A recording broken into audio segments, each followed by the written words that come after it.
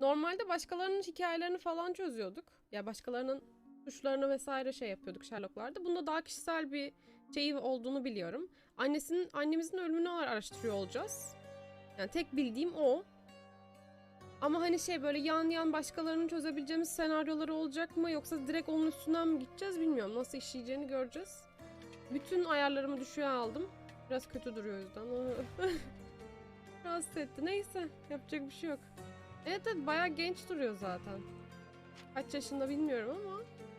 Normalde eski oyunlarında daha yani yetişkin bayağı yetişkin Sherlock oynuyorduk. Orta yaş üstüydü bayağı. Ha bir de oyunun Türkçesi var. Ben onu da bilmiyordum. Oyuna girince gördüm. Aa dedim Türkçesi varmış ne güzel. Bilemiyorum. Genel olarak sanırım bu oyunlarda çok böyle negatif eleştiriler gördüm ben. Kendi çevremde en azından. Ben Twitter'da takip ettiğim oyun deneyimleyen insanlar arasında. Bir tane beğenen çıkmadı. Steam sayfasına bakılınca gayet beğenenler de var. Yaşayıp göreceğiz. Bayağı deneyime kalıyor şimdi, kişisel deneyime.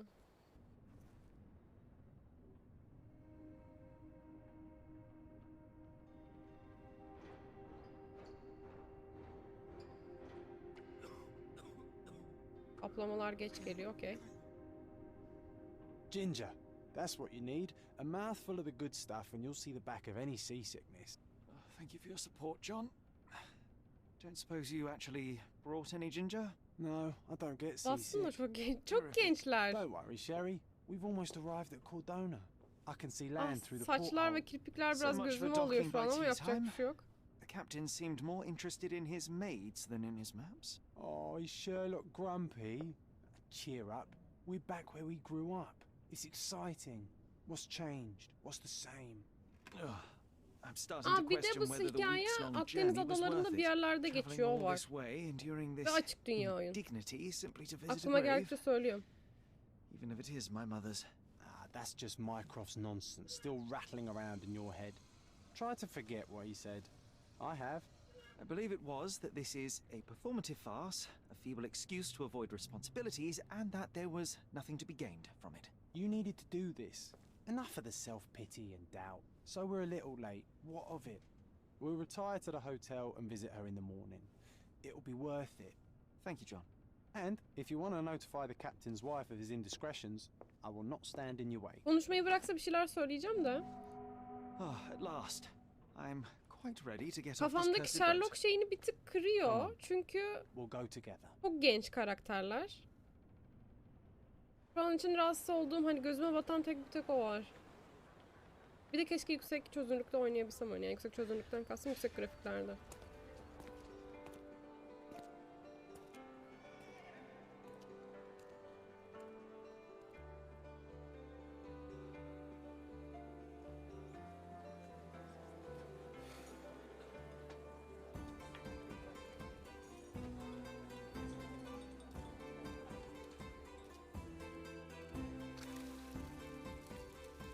Kuşkiye.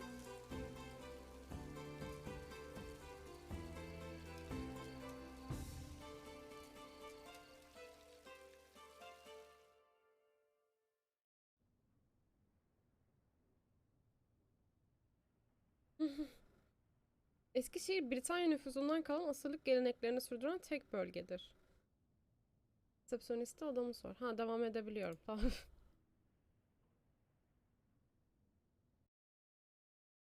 Dondu galiba. Hey, Sherry, come on, catch up.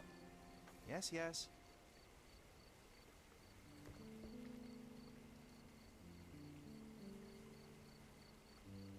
Evet, FPS çok oynak. Oyuna hoş geldiniz. Ha, tamam biliyorum. Nesnelerle etkileşime geçmek için de bilmem ne.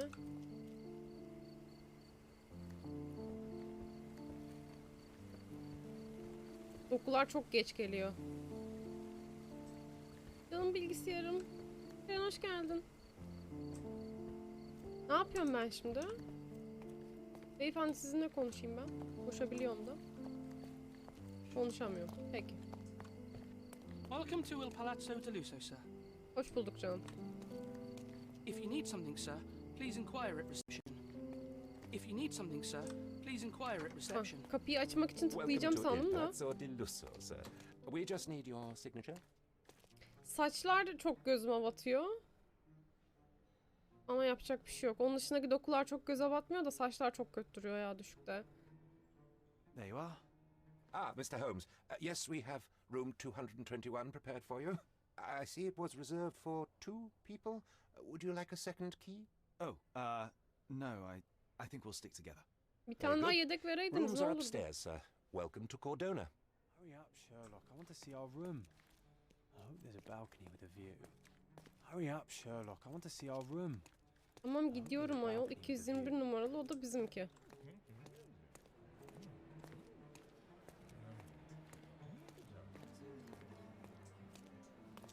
Ya bu tarz oyunlarda biraz açık dünya konsepti beni geriyor çünkü gözümden kaçacak daha fazla şey demek oluyor bu.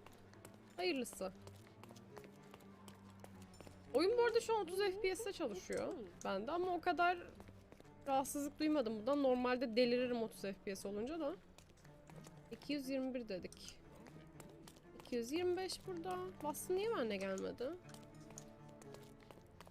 Karşıda mı kalıyor 221? 223 orada. 24. 221 ha. Merhaba canım. I apologize, sir, but your room is not yet ready. Perhaps in the meantime you would like to relax in the foyer? Tonight the restaurant is offering a complimentary marlin ceviche to all our guests. Let's check what they have on offer. Yani eski dönemde geçtiği için neden festiler diye çok sorgulamıyorum. Perhaps in the meantime you would like to relax in the foyer? Tonight the restaurant is offering a complimentary marlin ceviche Antrede to all our rahatlamak guests. isterim. Yani istemiyorum, odama gitmek istiyordum ben ama madem ısrar ediyorsun. Hey, Sherry. Just our luck.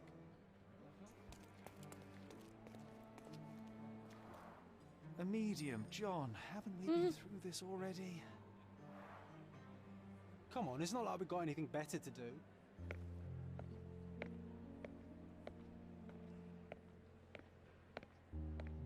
Excuse me, sir, but I believe Mr. Galich is conducting a séance at the moment. Perhaps you'd care to have your portrait drawn while you wait? Why? Pardon me? Why should I sit for a portrait? Sir. Sahne it's geçişlerinde art. düşüyor. It doesn't need Hep a düşüyor why. zaten It is de. its own Akıcılığını justification. kaybedip All kaybettirmediği things önemli require şu an benim için. justification, be they objects, systems, or beliefs. How about art as the lens through which we see the truth of the world? That's backward. Truth is not subjective and not geldin complicated. Darkside. It's just the truth. It either is or it isn't. You do not need a lens to see it, just an open mind. Ha! That seems rather close-minded. Truth, like beauty, is in the eye of the beholder. So tell me, what do you see? Mediocrity. Bana konuşmalarda hiç seçenek sunulacak mı? Hiç sunulmayacak. Come now, Sherry. What did he do to deserve that? The servant mentioned ceviche at the bar, Sherry. You should grab us some, and I'll find us a table. I'm starving. Bu arada oyunun minimum gereksinimlerini karşılıyorum. Bir de üstüne minimumdayken yayın açıyorum. Beklediğimden daha iyi performans şu an için. Ben hani o hiç oynanmayacak falan diye düşünüyordum. Masa mı bulayım? Bunları düşünmüştüm ben ama bulalım canım. Bastımcım. The servant mentioned ceviche at the bar, Sherry. You should grab us some, and I'll find us a table. I'm Okay, starving. time to check if John found us a nice table for the evening. If seafood's not to your taste, everyone loves Benedict's batch. Our poached egg. with Sherry, I'm over hollandaise. here with my Bana new Sherry Ursine demesi çok companion. batıyor şu an. Cordona's even quieter than I remembered. It's going to be a long evening. Ah, come now, Sherry. What say we amuse ourselves with a little game? What were you thinking? Oh, promise me it isn't nonsense. After being cooped up on that boat, I am itching for activity. No. As you can see, someone left a cane on our table. I simply Gölgeler thought you could çok identify leş its durumda owner. şu an için. So it is nonsense. It'll take me a minute, John, at most. Well then, you can deliver it to him as well. Deliver it to him. Then what are the staff here for? Aesthetics? Stubborn, Sherry, too stubborn. You wanted something to do. Slapping oneself in the face is also something to do. That doesn't make it worthwhile. But all right, let me take a look.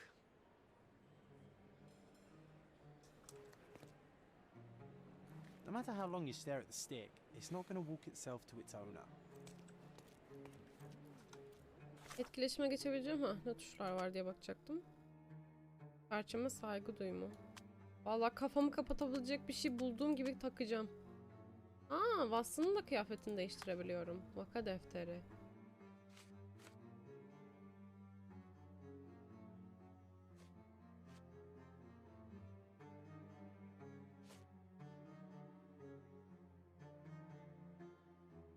Okey. Tek arkadaşım John'la birlikte çocukluğumu geçirdiğim ada olan Cordona'ya geldim. Saat geç ama Il Plazo del Lusso muydu? Ya da 2 il gibi ya. Neyse.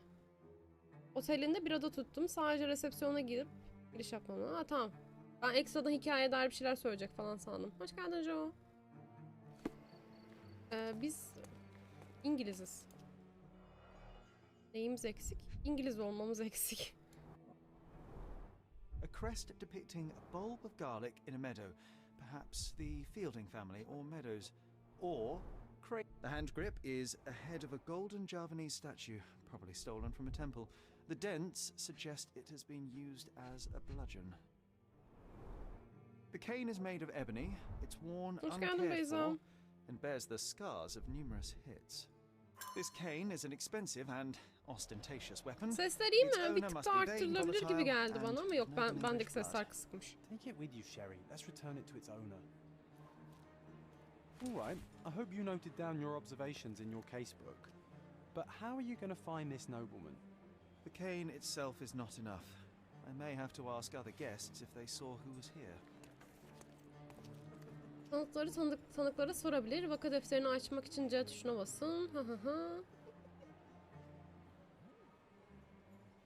Okey. Dur. Kafam karıştı bir saniye. C tuşuna bastım.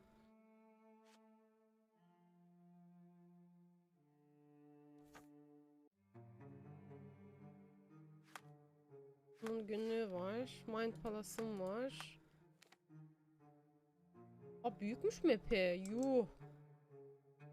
Adamada deyince ben daha küçük bir şey hayal etmiştim. Okey.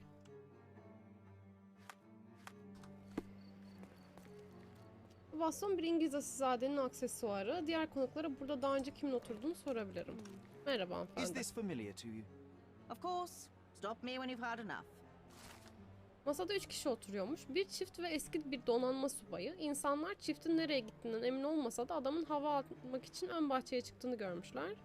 Onu bulmam gerekiyor. Well, even with your keen senses, Sherry, I doubt you'll find the cane's owner on your first try.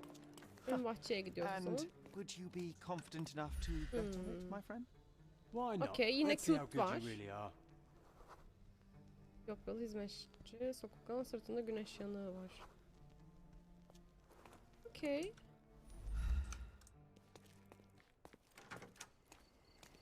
Ön bahçede arıyoruz beyefendiyi. Belli bir yakınlıkta olmam gerekiyor belli ki. Türk maceracı, iskorbit hastası, sokulgan. İtalyan turist. İngiliz asil. İngiliz aktör.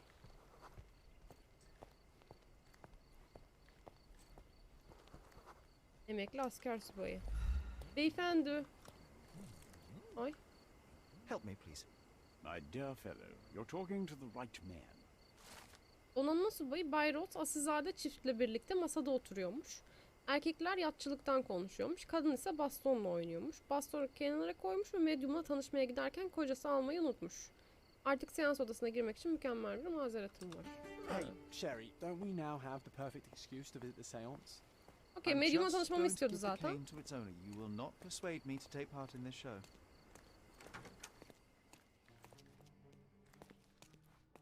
Medyumun odası nerede peki? Burası mı? Medyum şeysi. Burası.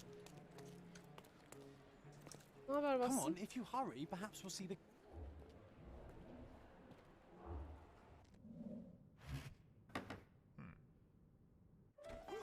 This hotel, this island, it's full of thieves. First my cane, now the diamond. Take your hands off me! you even know who I am?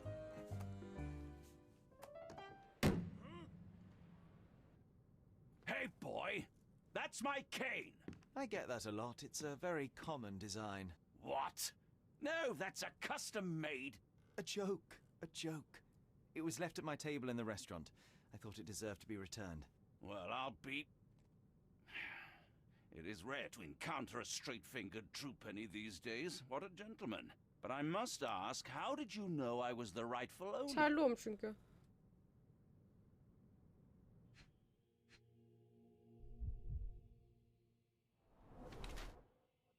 Pişmiş ve kızarmış cilt. Tamam. Zengin, modaya uygun.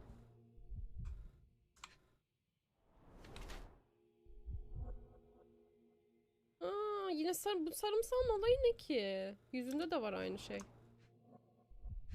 Burayı inceledik zaten. Gözümüzden kaçan ne var? İçine zoom yapmak istemiyorum. Ha, dönemiyorum zaten.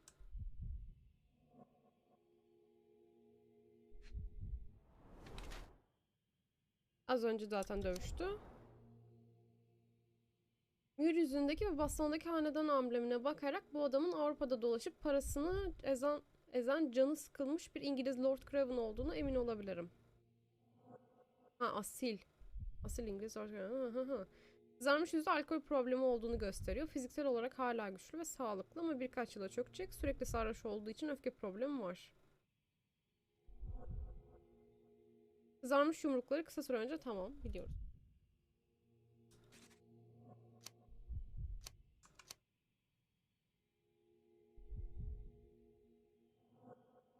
Ha, sıkılmış Britanyalı asil yazlıktaki hasta İngiliz mi?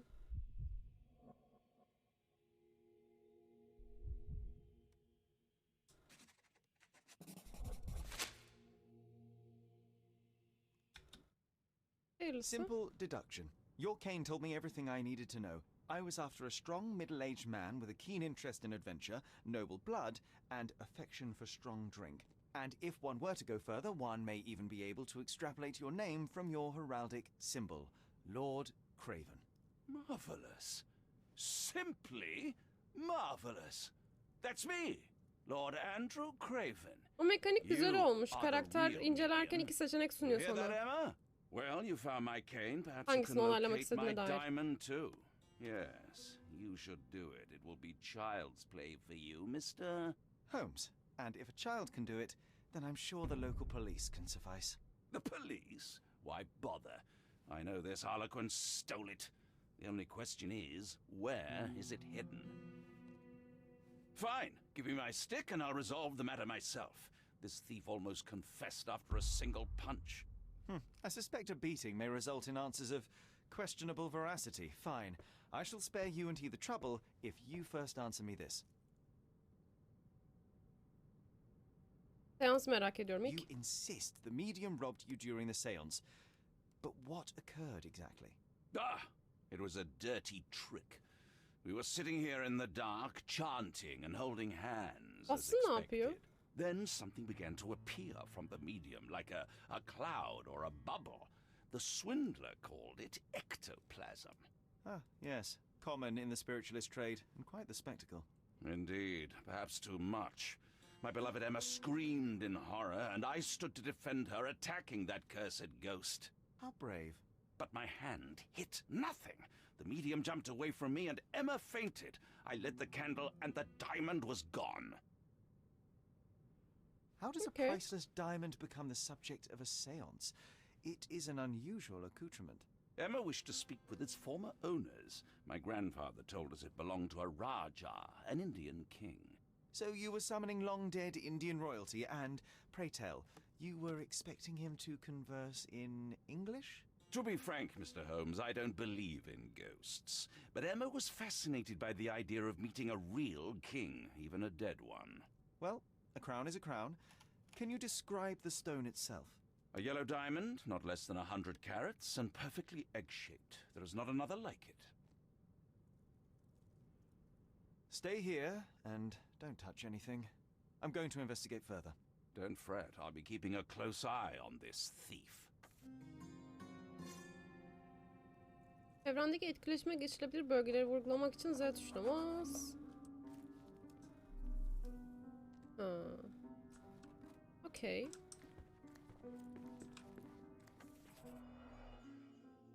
Konsantrasyon sayesinde çevrendeki dünya hakkında küçük detaylar algılayabilirsin. Karalanmış beyaz bir çember görünce nesneyi daha yakından incelemek için Q tuşuna bas.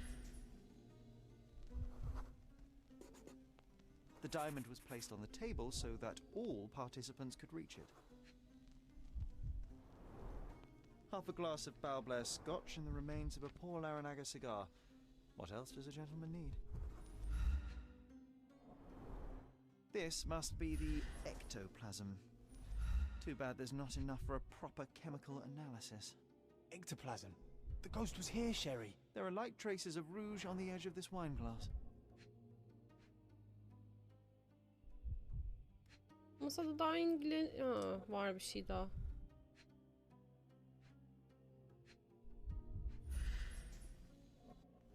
Ama ne var?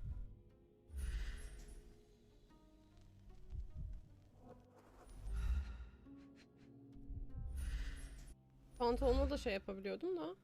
Pantolon değil o, ceket. Hı.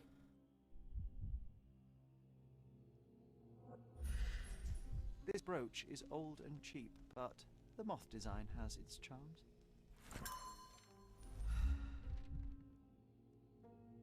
Ben buradan çıkmak istiyorum ha. Alışması biraz zaman alacak şeylere.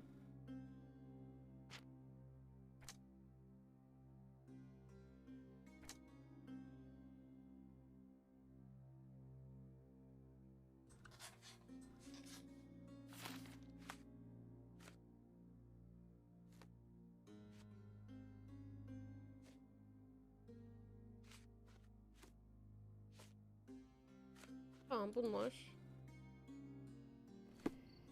Siz durun.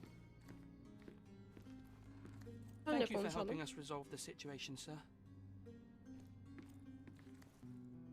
Baş şüpheli sensin. Watson niye biraz What salak? happened here? I don't know. The ghost. I summoned it as usual, but then it all went wrong. The lady screamed and pointed at Lord Craven. And there was a shadow. Such a mystical force. It terrified the lady. And it must have taken the diamond. Who else could have? Hı. Do you feel the presence of any supernatural entities at the moment? Are you joking, sir? My nose is broken, this maniac wants to kill me, and you're asking about the spirits? I suppose this can wait. I will investigate and But the stubborn brute Lord Craven blames me right now. As if I could do something like that. Perhaps you can reason with him? Please? Seems like you're ready to delve into your mind palace, Sherry. I'm sure you'll make some good deductions. Okey, çıkarım yapacak kadar ipucu bulmuşum ama biraz daha etrafı incelemek istiyorum quite a mümkünse. display for the tremulous visitor. How can you not love this stuff, Sherry? It adds so much atmosphere to the room. Pale skin, quickened pulse, unsteady breathing. She's barely conscious. The feebleness of women. Ne diyorsun Really, ya Sherry? Sherlock? Poor thing. Okey, C tuşuyla.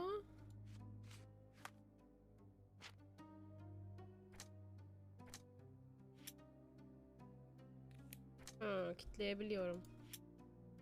Deyince ne değişecek? Ha, böyle birbirlerine. Tamam.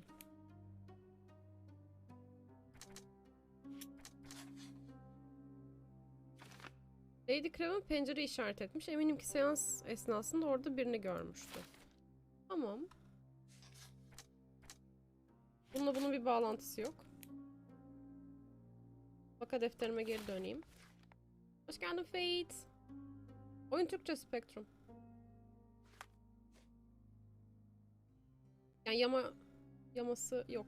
Yani yama kurmadım ekstradan. Oyunun kendisi Türkçe. Bir şey düşünüyorum da bir yandan.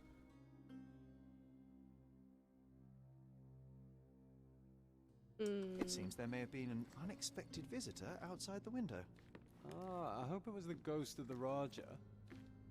Hangi tuştu o? Ha, bu. Z tuşu. This hefty chair has nearly broken after hitting the wall. Could one man even lift it? At Cambridge, I was captain of the rugby team. It was no place for weaklings. Bu dayıyla tekrar konuşabiliyor muyum? Find the stone, Mr. Holmes, and quickly. Aslında sen bir şey söylüyor mu bana? Love the Yok. ambience. Hiçbir alta yaramıyorsun belli ki.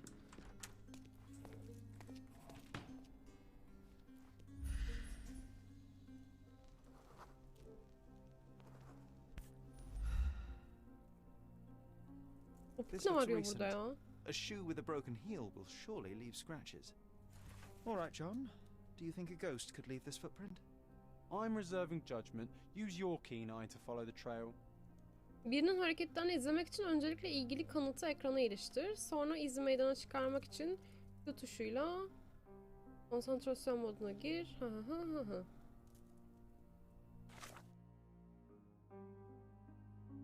Okey. Tamam, zaten ekrana ilişmiş durumdaymış.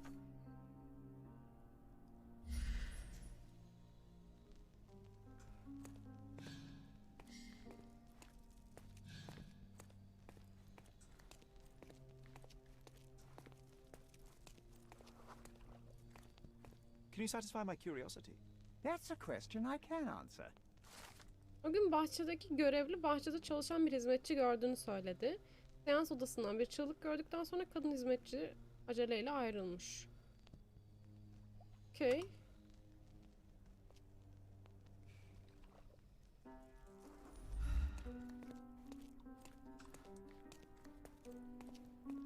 Buradan çıkış var mı? Yok.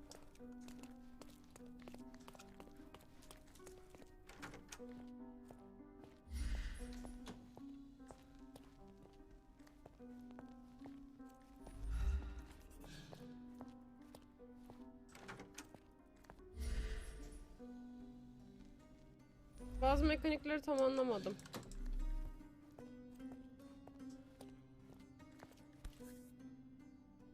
Aha. Size 4 with a broken heel. Size 4 with a broken heel. 7 numara. Rose Moore. All the maids in the hotel wear this exact shoe. So definitely not the ghost of a Raja. 37 dedin ama 36 numara diyorsun şimdi. No. What a shame. Our witness was a nosy maid. Searching the entire hotel could be difficult. Perhaps the other maids can help us find her. Ona fikir soramıyorum, okey. Do you know anything about this? You look like an honorable man. I have some information for you. Personel Lucia'nın iş yerinde günlük ayakkabı giydiği için şeften fırça yediğini söyledi. Şu an üst katta tabloların orada temizlik yapıyor. Okey. Üst katta tabloların orada temizlik yapıyor. Bu tablo yok ama sen misin ablam? Can I ask you a question? Don't be angry, sir, but I truly don't know. Okey, tablolar buradaymış.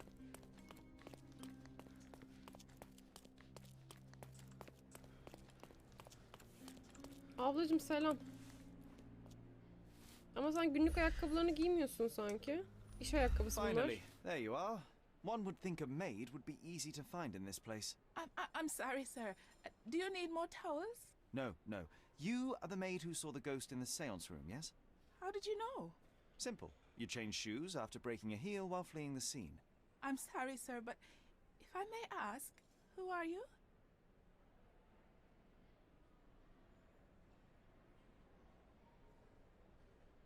Niye yalan söyleyeyim ki? A precious diamond was stolen during the seance. Lord Craven entrusted me with its recovery. I'm sorry, sir, but we are forbidden to discuss the private matters of our guests. Are you also forbidden from peeking into private rooms, Miss? Saletta. Lucia Saletta, sir. Tell me, Miss Saletta, what would your manager say if he knew you were spying on guests? Oh, please, sir, don't tell him. I have a family. I need this work. I won't, but only if you answer my questions truthfully and don't play coy. I can tell. Describe what happened during the seance. A lady and two gentlemen were sitting at a table, touching their hands to something. the medium started to whisper and chant, and a ghost appeared. A ghost? You're confident? Ya beyaz çarşaf falan çıkacak hayalet It dediklerde. grew from the medium's chest. A glowing cloud or a bubble. I pressed closer against the window to see better. And the lady saw you? How did you... Yes! She screamed and pointed, so I hurried to escape, and I broke my heel. But I did see the ghost. A sickly, evil thing. And that's all you can tell me? Did you see any of what happened next? The medium, Mr. Galici, he was doing something with the ghost. He grabbed at it like he was trying to catch it. And then I ran. I suppose I should be grateful you endured these horrors for such a long time. All right, I have your account memorized. Good day. Oh, you scared the poor girl, Sherry. Did she really deserve that? We all got what we wanted. She talked. I stay silent. Oh, let's get back to the crime scene. Öyle bir şey Always çıkacak love ama seeing you ya. explain simple things to simpletons.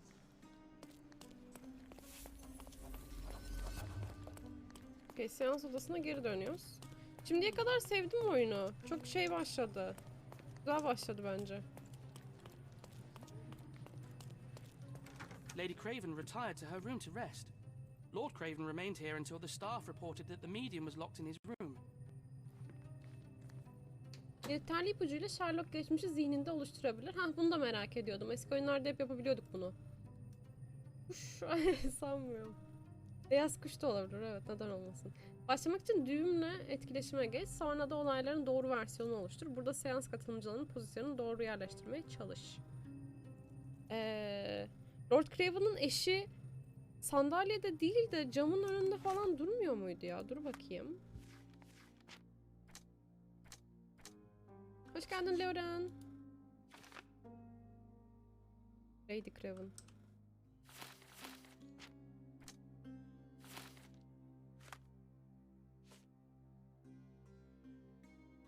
Tamam, neyse. Oluşturalım bakalım. İyi yapmışsın Cüneyt. Ben olsam ben de eklemezdim.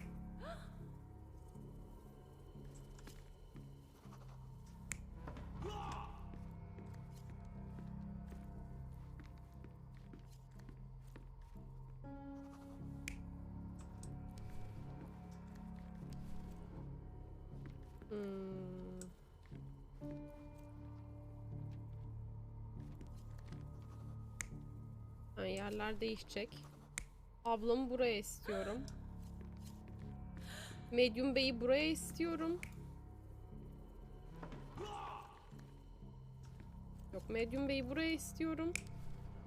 Tamam. Görelim. It all began when the lady screamed and pointed at the window.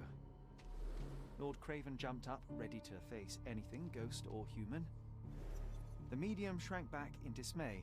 He was not expecting such a reaction and had to quickly hide the ghost. The lady was the only one left touching the diamond, at least until she fainted. Amazing. It's like you saw it with your own eyes, sir. Nice. Oh, I forgot that you were here. I guess I should discuss all of this with Lady Craven. The Cravens are upstairs in room 226. It is one of our finest suites. If the lady was touching a diamond, then she would have felt the ghost take it. What do you think it felt like, Sherry? A jellyfish? Bence kadın elması cepledi, adamı da terk edecek. Oyuna turucum ne? Kaçtı? 234 müydü?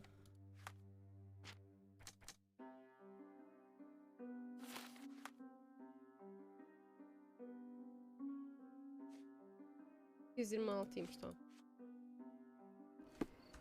Bassam buraya çıkacakmış zaten.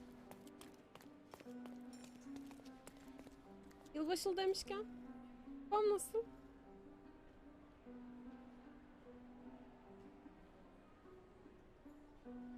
...226. Karşıdaydı galiba 226. Burası 24'e kadar aynen. En iyi sütlerinden biri, bakalım nasılmış. 226. Lady Craven is not who she seems. Remember her behavior in the hall.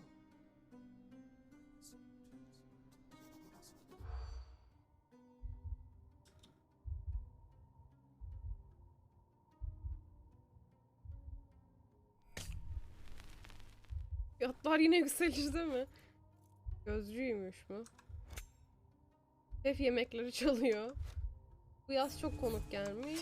Aa dur, niye olmadı? Çözmeye çalışıyordum. Allah kahretmesin. Tekrar gelip şey yapamıyor mu? Ay çok tatlıymış o şey. Daha ben beğendim bayağı oyunu. May I ask you something?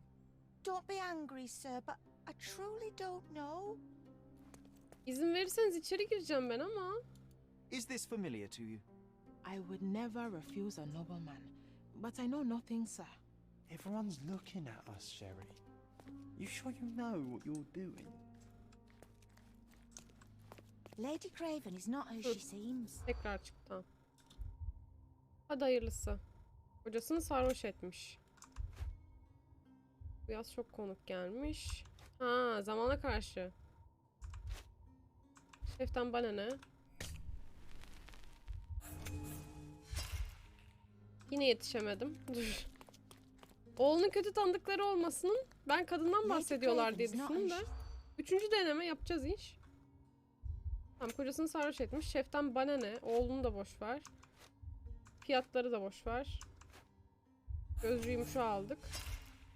We've got to fall back, Sherlock. I think they're suspicious. Or they were checking you out.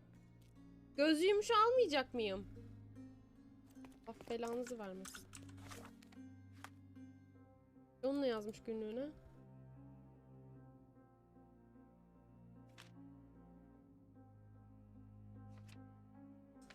Çok tatlıymış be. Defter mefter muhabbeti. Lady Craven is not who she seems.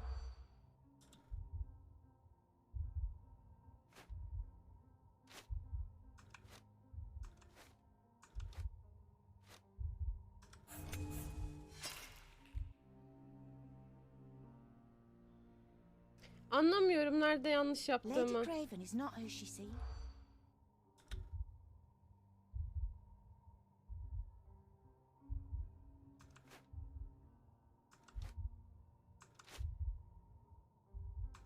Seni de attım.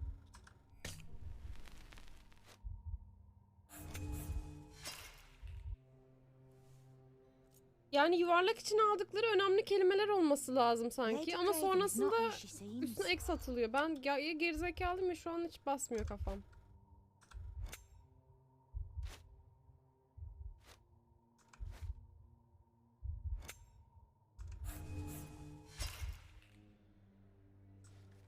Lan ne istiyorsun benden? Orada atladığım bir şey var galiba önemli kelimeler arasında. Please, don't get angry, sir. But I know nothing about this, I swear to you. Lady Craven. Yok ama gözcüyü de tikliye alıyorsun.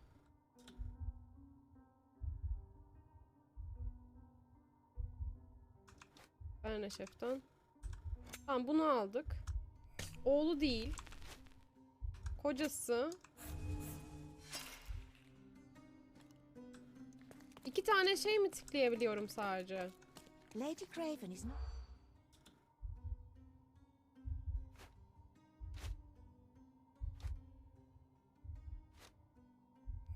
Öf, her seferinde bunu tıklıyorum. I'm guessing you didn't get what you were after. It happens. I always wanted a pet cat.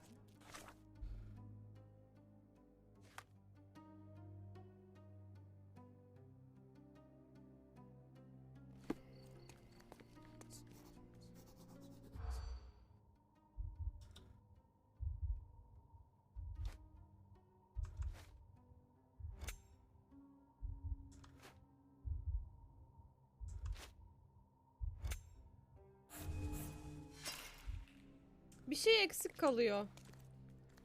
Deneyeceğiz şansımızı. Lady Craven is not who she. O önemli değil. Fiyatlar da önemli değildir. Gözcü önemli. Oğlunun kötü tanıdıkları var da önemli değil. Oh, well, I guess we'll have to try again. Remember to focus only on what's relevant to the room. Lady Craven is not. Yani artık en saçma şeyler de olabilir diye düşünüyorum. Evet evet, 2'den çok. Balık bıçağı kullanamaz mı? Ya balık bıçağı ne alaka? Tamam, 3 madde. Bak kahretsin. 2 otel personeli Lady Craven hakkında konuşurken duydum. Bu kadının Lord Craven'ın eşi olmayabileceğini konuşuyorlardı. Onların gördüğü kadarıyla o akşam kadın Lord Craven'ı sarhoş etmeye çalışırken tetikteymiş. Bu Lady'nin balık bıçağı kullanmayı bilmediğini de fark etmişler. Ne bileyim, dönemsel şeyleri, ben balık bıçağı sınıfsal bir ayrım o dönem için.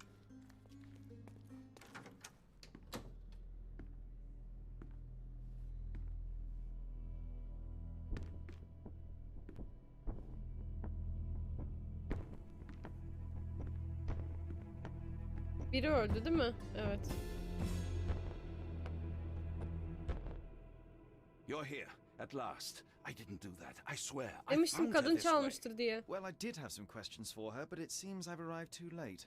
Now it's a matter for the police. Mr. Holmes, you said it yourself. They're children. They'll only make things worse.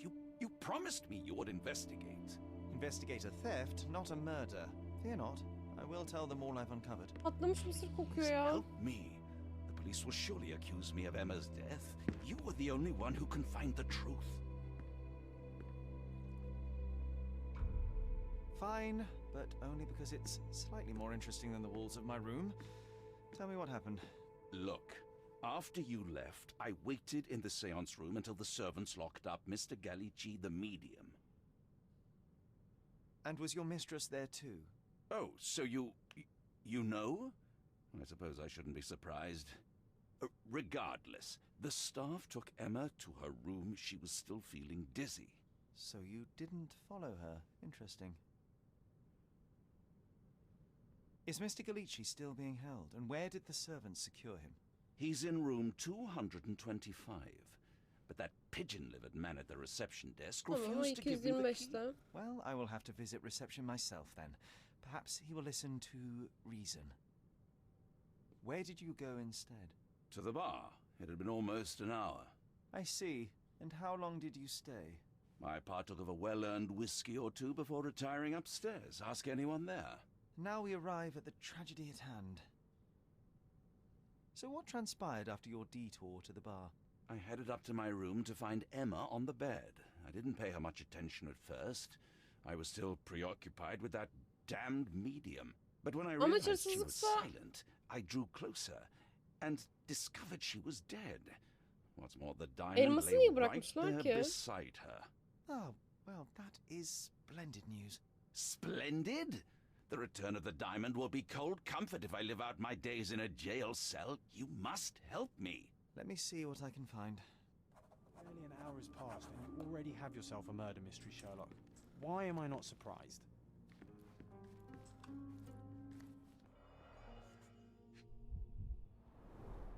Strangled with bare hands, judging by the bruises.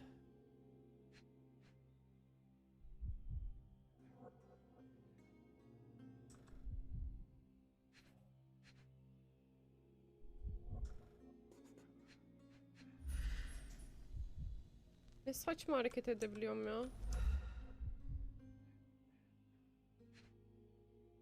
İpucu daha lazım bana.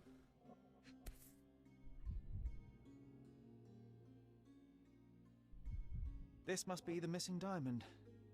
A tremendous specimen, now forever tainted.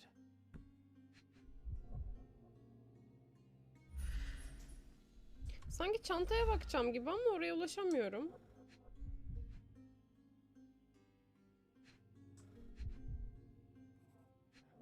Tamam. Everything was tipped out of the bed as if it was searched. Do you think she stole the stone? It's certainly possible, but we won't get her confession now. Well, there is a professional medium right next door.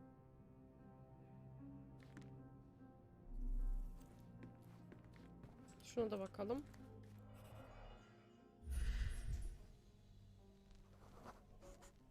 Ah, a neat hiding place. Why would she conceal all of this?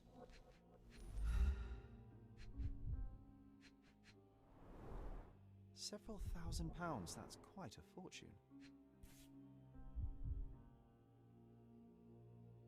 Virtus Audacta sapit. Courage tastes bold. A unique family motto. Aha, güve şeklinde yüzük de var. This ring looks out of place among the others, and the design is familiar.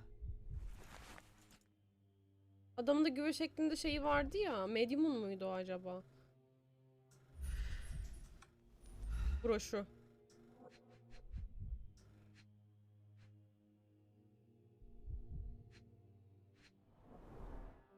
Fard Rouge Caramel Mascara, a real altar of beauty for the travelling temptress.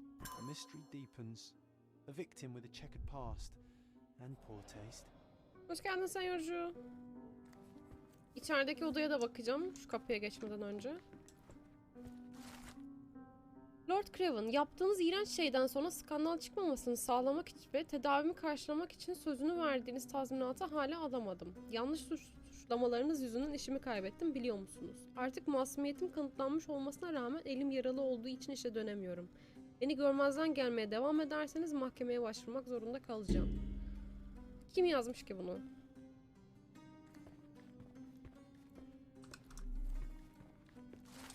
Beyefendi, sizi hırsızlık soruşturmasının devam ettiği konusunda bilgilendirmeliyim ama yüzük henüz bulunamadı. Hizmetçi Lo Dupont'u suça karıştığına dair bir kanıt bulamadığımız için serbest bırakmak... Dupont. Mektubu yazan da o belli ki herhalde. Bilmiyorum. Vakada olan gelişmelerden sizi haberdar edeceğiz. Teğmen bilmem ne Marsilya Polis Komiseri. Someone was not happy with his post? Someone was not happy with his post?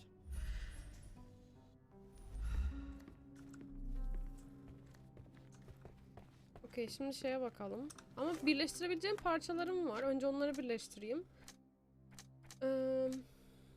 Güve yüzük. Bir de güve broşumuz var. Luca ile Emma önceden tanışmış olabilir. Acaba altın şeyi elması alıp kaçacaklar mıydı? Neden olmasın?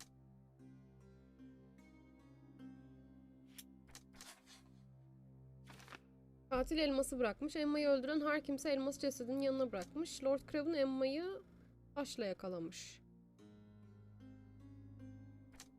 Buna şimdilik karar veremeyiz. Boş kalacaksın.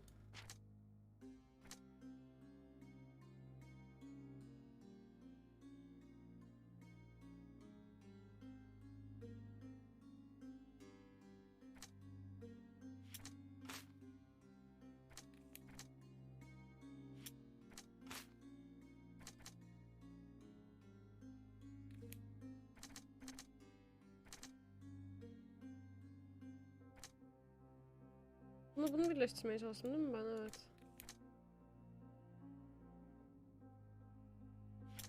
Ya her kombinasyonu yaparım. Neden yapmayayım da? Neyle neyi yaptım ben? Lord Craven öfkesini kontrol edemiyor. Lord Craven öfkesini dengesiz bir adam.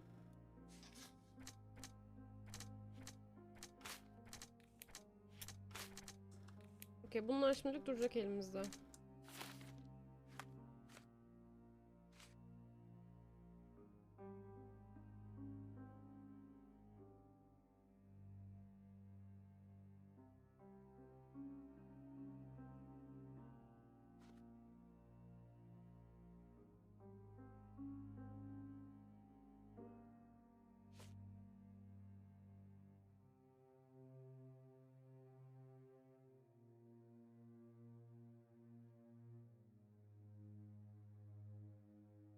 Okey. Tekrar bir gözden geçiriyorum da.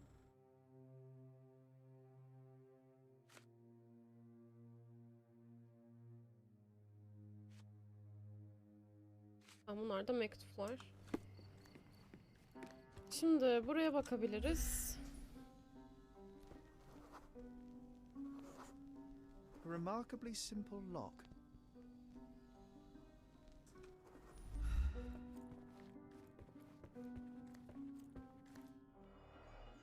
Bana onun anahtarı lazım.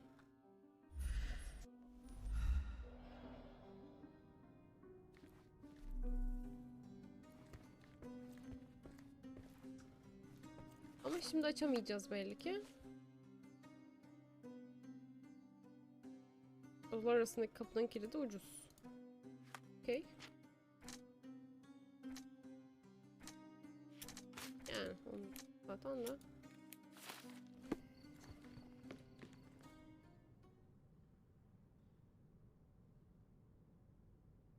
Kanıt koy dersem ne olacak?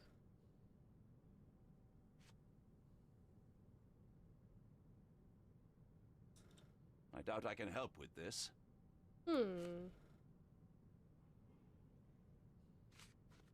Bunu I soralım. doubt I can help with this. Allah Allah, bu sormak istiyorum kardeşim. Stop wasting time. The murderer is getting away. Stop wasting time. The murderer is getting away. I doubt I can help with this. Stop wasting time. The murderer is getting away. Do you recognize this ring? Should I? That's a third-rate piece if ever I've seen one. I'd never buy something like this. Did you ever see Miss Emma wearing it? No. And why İnşallah should öyle she? olmuyordur. I gave her enough jewelry that she could wear a superior ring every day of the week. Lord Craven yüzüğü tanımadı. Daha önce karısının veya başkasının taktığını görmediğinden emin. I found these jewels secreted away. Are you familiar with them? Ah, it cannot be so. That deceptive wagtail. How could she do this? That sounds like a yes. These items were supposedly stolen from us during our trip. I must have spent hours reporting it all to the police. And it turns out she had them all along. The trollop. I'd kill her myself, was she not dead already? Harbiden bak, kadın cepliyormuş bir şeyleri ki bence adamdan uzaklaşmak istiyordu. Emma'nın dolandırıcılık geçmişi. Emma hırsızdı ama Lord Craven'ın hizmetçilerin çaldığını ikna etmişti. Yolculukları boyunca hep çalmış. Luca Emma'nın hırsız olduğunu bilebilir. Buradan nereye bağlandık? Luca Emma'nın tuzak kurduğunu bilebilir.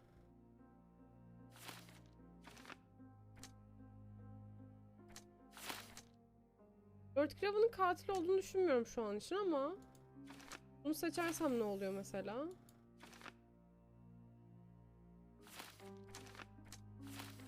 Bakalım. Şu an Luca ile de konuşalım, ondan sonra karar verilir gibi.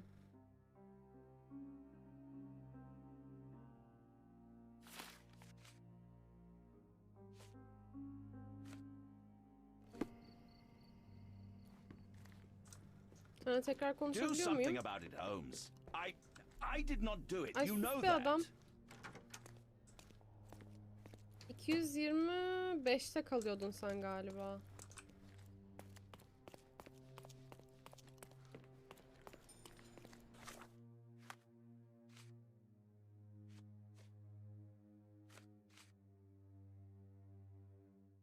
Sembollerin olayı ne acaba?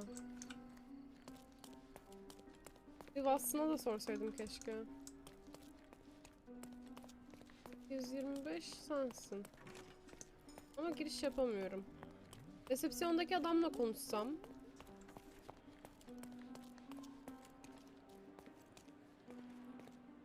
Sorry. Maybe a guest noticed it.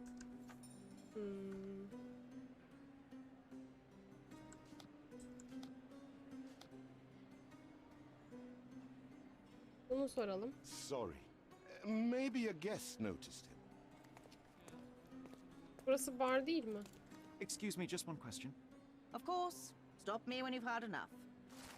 Lord Craven'ın seans odasına gitmeye kalkmadan önce kısa süre barda vakit geçirdiğini söyleyen bir tanık buldum. Okey.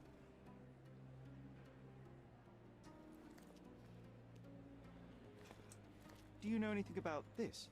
I'd tell you if I knew, but unfortunately, I don't. Fındık. Bu da iki sonuca çıktı. Craven'ın Emma'yı öldürecek vakti vardı. Fırsat penceresi. Lord Craven alt katta içki içerken katilin Emma'yı öldürecek vakti varmış. Ya biraz bilmiyorum. Çok kararsızım.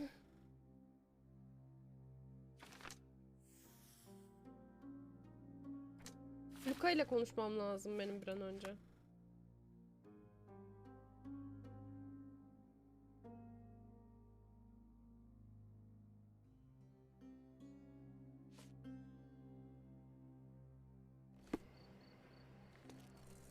de konuşabiliyorum. Heh.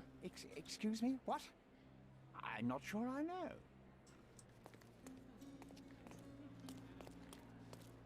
Can you satisfy my curiosity? I can't help you with that, sir. Yok. Time to check your who, what, and what, Sherry. Who are you asking? About what and dressed as what? Now you're in your element, Sherry. Ya parçaları birleştirebiliyorum da sonuca varacak kadar yeterli şeyim yok elimde. Luca ile konuşmam lazım benim.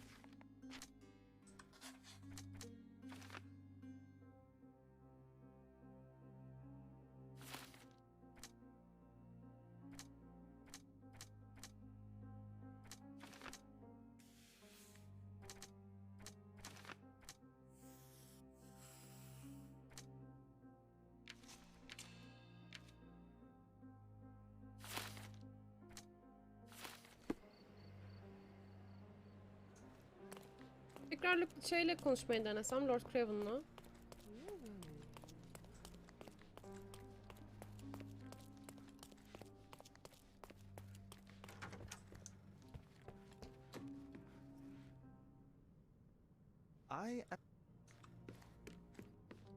So young and so dead. Another mystery to investigate, my friend.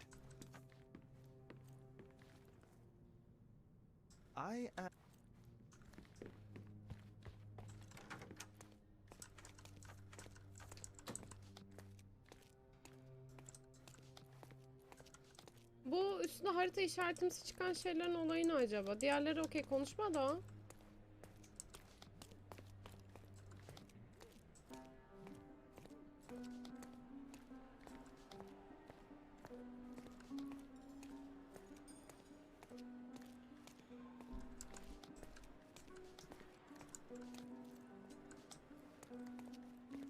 Isn't life too short to remain sober?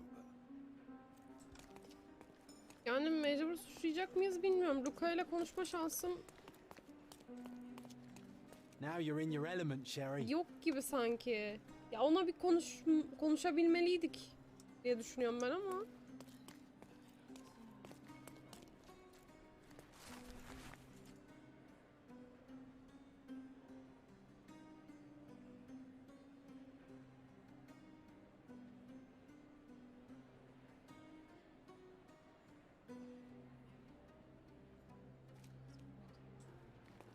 Mezarlıktaki karanlık ritüeller ne ya?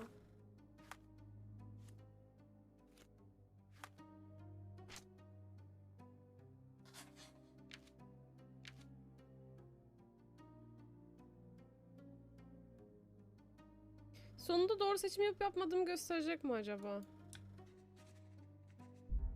Luca ile konuşmanın bir yolu vardı diye ümit ediyorum ama...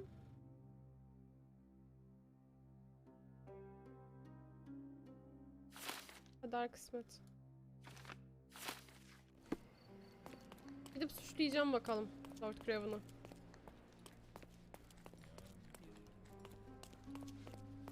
Buraya giriş yapamıyorum. Resepsiyondan konuşup da isteyemiyor gibiyim.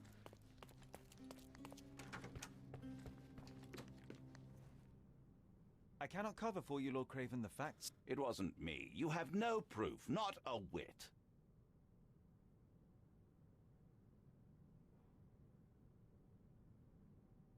You entered the room just as Miss Emma was hiding the diamond. Discovering that she was the thief was the final straw. Preposterous! I didn't know a thing about it until you showed me her stash. You have bruised knuckles and you look a mess. The poor woman fought for her life and you bear all the evidence. This whole evening was a mess. You know I got into a scuffle with the medium in the seance room. Nothing has changed since then. A couple of whiskies go down fast for an alcoholic. That left you plenty of time for murder. That's ridiculous. I am no alcoholic, and there are witnesses who will attest I was there for at least a quarter of an hour. Bence Lord Craven değil ama. There's plenty of proof, sir. The police would certainly arrest you. You scoundrel. You said you would help me. I had nothing to do with it, as you will soon see.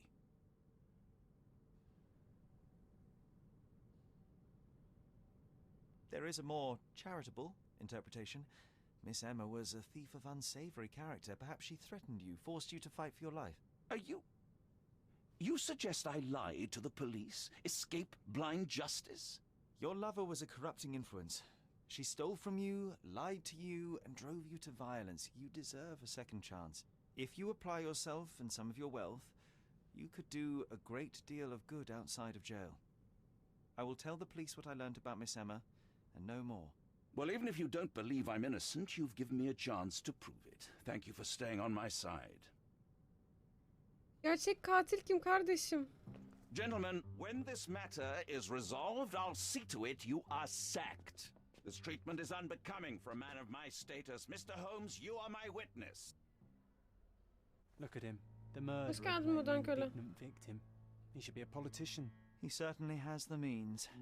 I hope he also possesses the character to do better and do good. Benim kafamda oturmayan kısmı Luca ile tekrar konuşamıyor olmam. Kendisiyle bir konuşsaydım en azından. Çünkü hani şey seçeneği vardı ya, daha önceden birbirlerini tanıyor olma seçeneği. Birinin güveli yüzüğü, diğerinin güveli broşu olması falan. Bilmiyorum.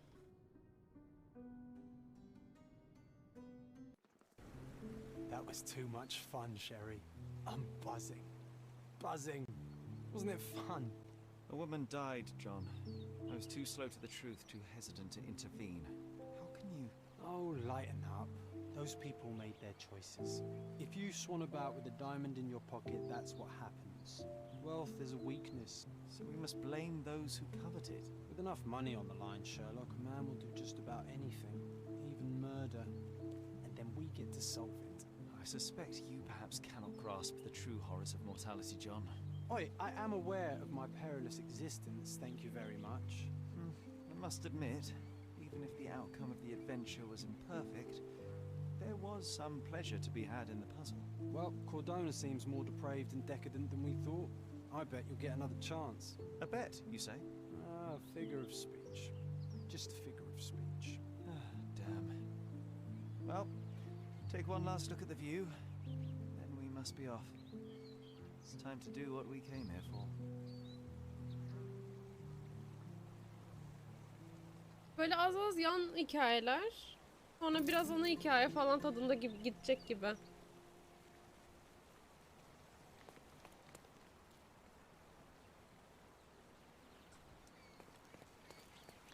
Buralarda büyük ihtimal FPS ölecek. Açık ortama geçtiğimiz için. Nereye gidiyoruz? Belli mi?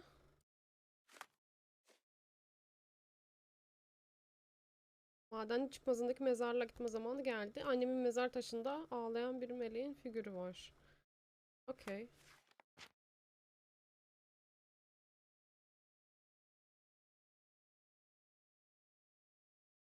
Ne?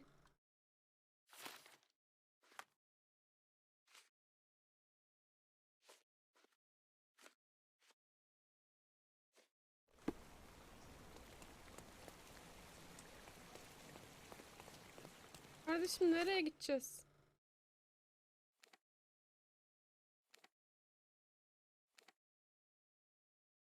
Bakayım. Mezarlık işaretine benzeyen bir şey. Belediye binasısın sen. Köprü var. Ben buradayım. Ay. Burası. Biraz uzakmış.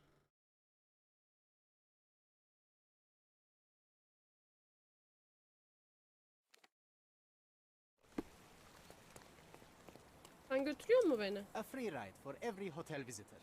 Just tell me where to go. Okay. Oraya kadar koşacağım diye korktum da biraz.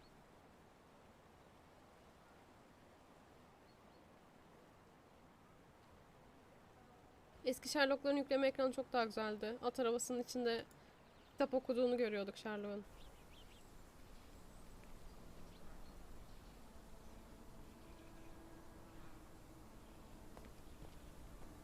Is everything all right?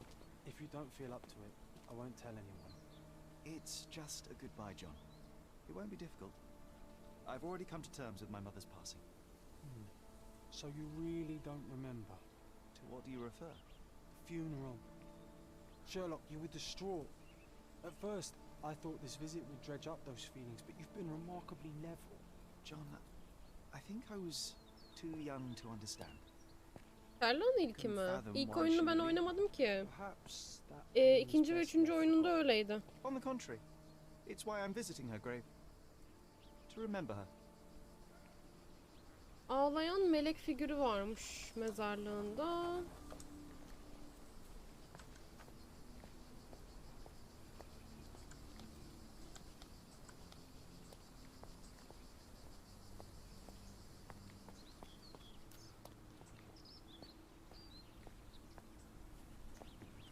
Sen dua eden melek gibisin.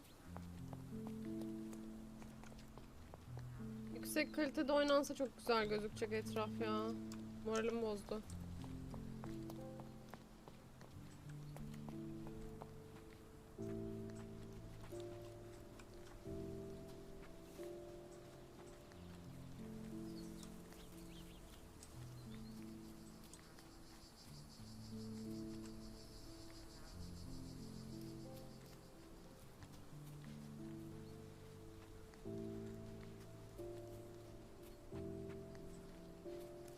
Selam dayıcım.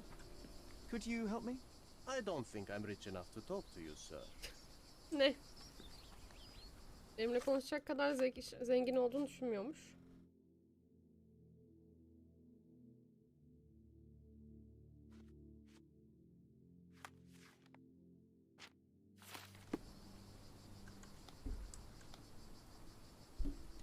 Mikrofon yere çarpıyor. Hoş geldin Baran. Is this familiar to you? I don't think I'm rich enough to talk to you, sir.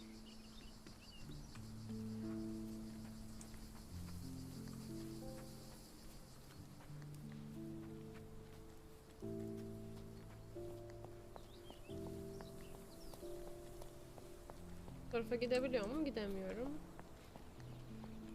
Buralara bakamıyorum.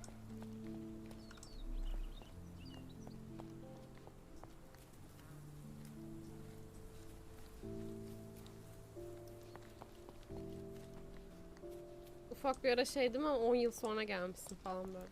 Is this familiar to you? Money can't answer your questions. Hey? Live with it. Herkes niye bir tuhaf? Hep dua eden melek var. Ağlayan melek değil miydi ya? Ben mi yanlış okudum? Nerede okumuştum ki onu? Ağlayan bir meleğin figürü var. Tamam. Sen de ağlayan melek değilsin. Hiçbir benimle konuşmayacak büyük ihtimal. So you think if we have money, we should bow to your whims? No, sir.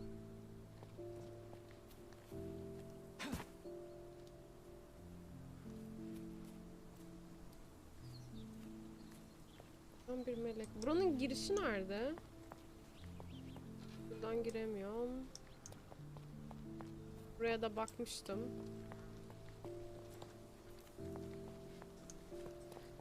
Arkada bir yer var. Ama oraya da giremiyorum. Hayda. Olmuş canım, bir ayda bir aydır.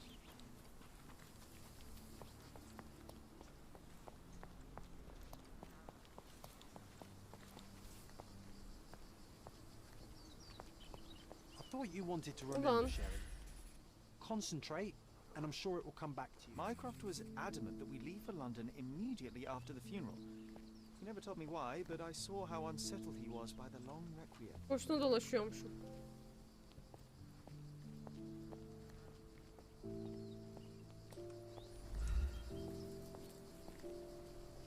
I thought you wanted to remember, Sherry. Concentrate, and I'm sure it will come back to you.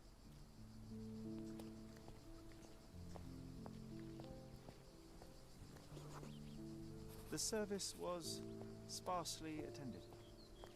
Though my parents were buried separately, the pastor said they're united in heaven. I didn't believe him even then. I wanted to see her one last time before the coffin was interred and say how I loved her. The chance never came. I feel rather faint.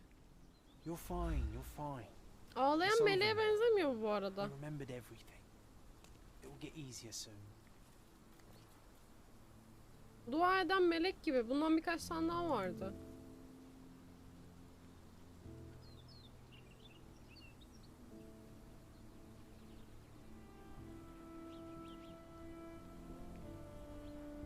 Watson'ın gölgesi mi yok harbiden? Watson benim cidden hayali arkadaşım mı çıkacak? A pocket watch. It seems familiar, John. Why is it here?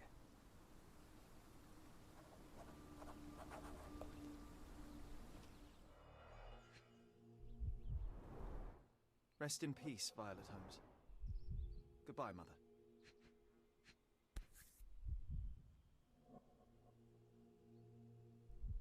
This watch was a gift. My mother's initials are engraved on it. The piece is in good condition. It must have been placed here only recently.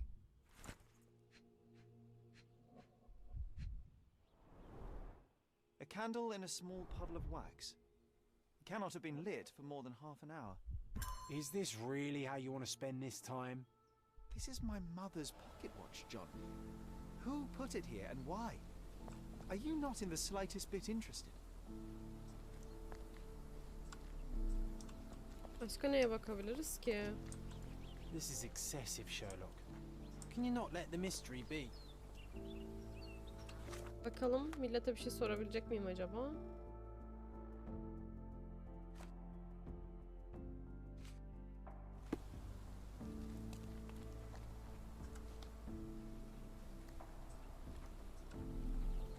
Dur. 1.67 boyunda. A man in fashionable shoes stood near the tomb. The size of the prints suggests he is approximately 5.5 feet tall. Peki ayak izini takip edebilecek miyim? And his name is John C.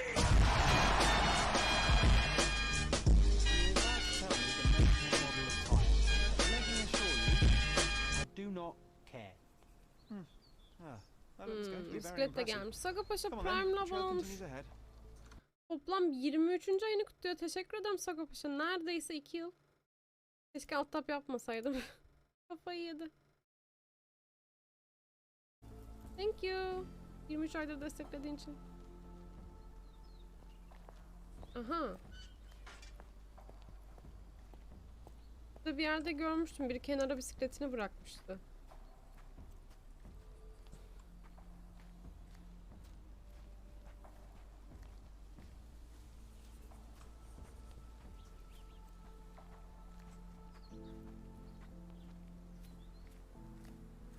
He mustn't be far away to leave it unattended. A portable easel was kept there.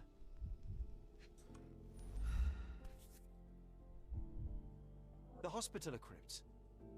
If memory serves, they're located at the far end of the cemetery around an old tree. Arkasında bir şey var mı? Var. I hope that inspiration strikes upon visiting these beautiful vaults. At the very least, you'll enjoy the view. Yours, Mercurio. Okay. It's stained with oil paint. An artist working in a cemetery. Do you think he'd paint my portrait? O gördüğümüz tablo demek bu kişiye ait.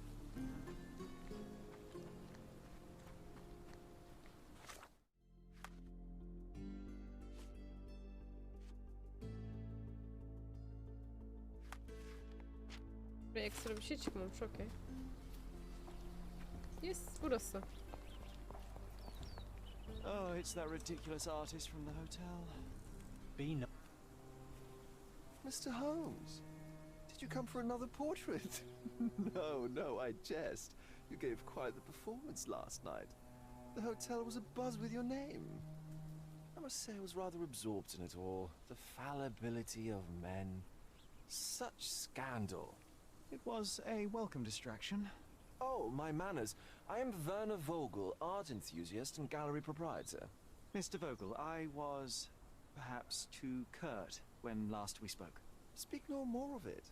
Travel Duvara takes it out of şey any duvara man. diyorum. Never Ağaca ismi mind when kazılmış. this is your destination. Once I learned who you were, the pieces fell into place. Your mother was well liked on Codona in her time here. I was sorry to hear of her passing. Does your gallery feature more than just portraiture? Oh, of course. We display landscapes, sculpture, modern Mezarı ziyaret pieces eden bu too. ama bence saati I'm bırakan sure mı we have değil. something that will move you.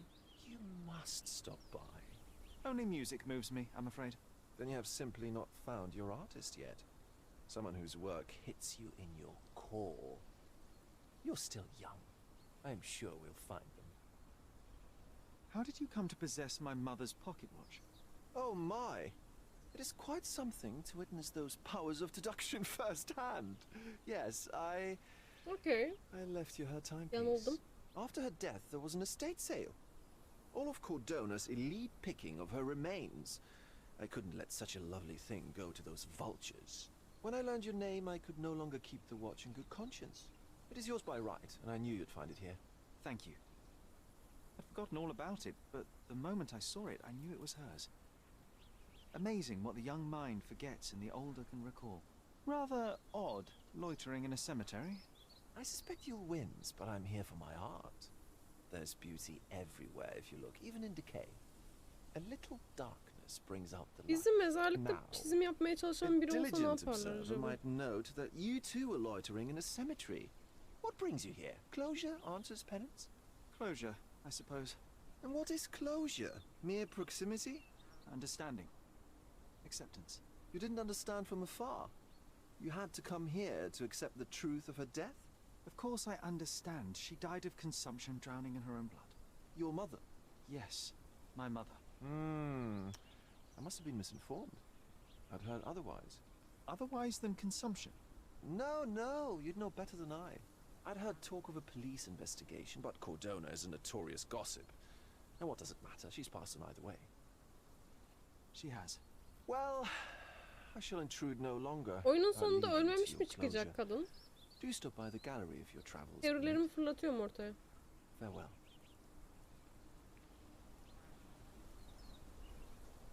Are you all right, Sherry?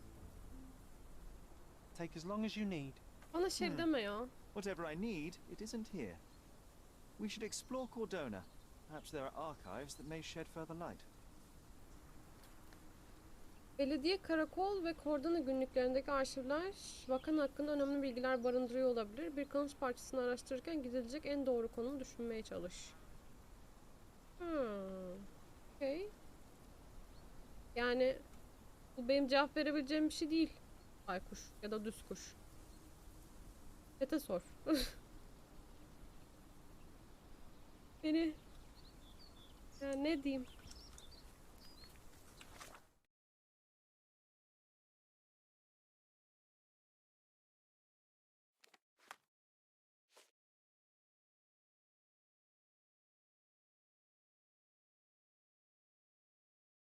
Annemin ölümüyle ilgili polis soruşturması. Karakola gideceğiz. Okey. Karakol nerede? Sen neysin? Mezarlık. Bu ben değil miydim? O işaret. Neyse. Ha evet o bendim doğru. İşaretlediğim yerde.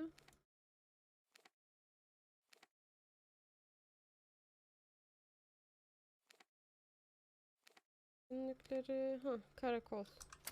Burayı işaretleyelim. Karakola gideceğiz. Araba var mı acaba yine? Ah FPS.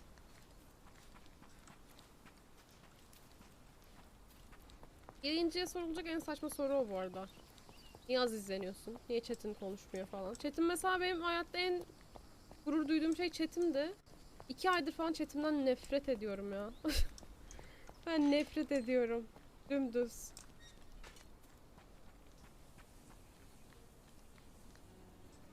Merhaba, beni karakola götürür müsün ya?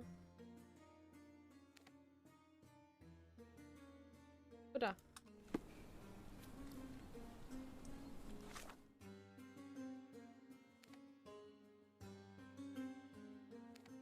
Buraya hızlı seyahat yok mu? Buraya Buraya hızlı seyahat var. Yürüyecek miyim?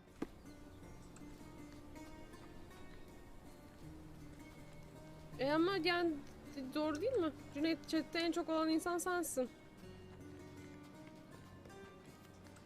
Chat'in yarısı senin ifade etmenle dolu. 6 yıl öncesinden bahsediyorsun ama. Kuş.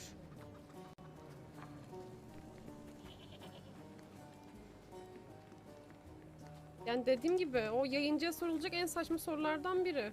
6 yıldır aynı şekilde yayın yapıyorum. İnsanlara soracaksın. Ben de ben de cevabını bulamadığım sorulardan. Mesela 2 aydır da chat'im ölü. Onun da cevabını bulamıyorum. Chat'teki insanlar sadece ifade spamlıyor falan. Çok bunaltıcı benim için ama yani benim çözebileceğim bir şey değil bu. Chat'teki insanların muhabbet etmesi lazım. Kafalarından tutup da konuşun falan diyemem sonuç olarak.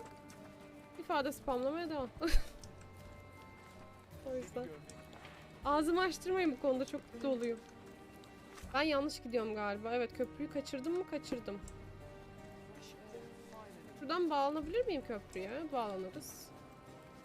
Etrafı görüyoruz da FPS örüyor. Extra! Extra! The cheapest news on the island. Hırsız kıstırıldı. Satın mı alsam? Thank you.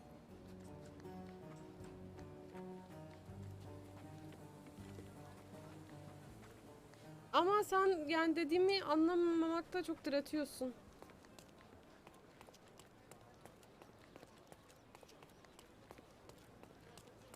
Sana örnek vererek de şey yapıyorum. Yani o benim kontrolümün altında olan şeylerle ilgili bana bir soru sorarsan mantıklı bir cevap veremem sana.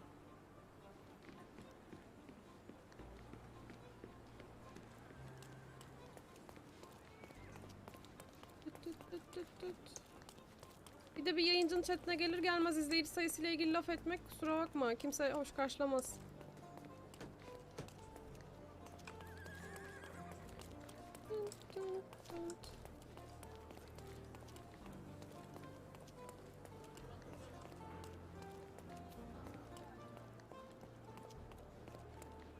Güzel yapmışlar ortamları da, düşük ayarlarda oynamıyor olsam çok daha tatlı olacaktı. Burası mı karakol? Evet.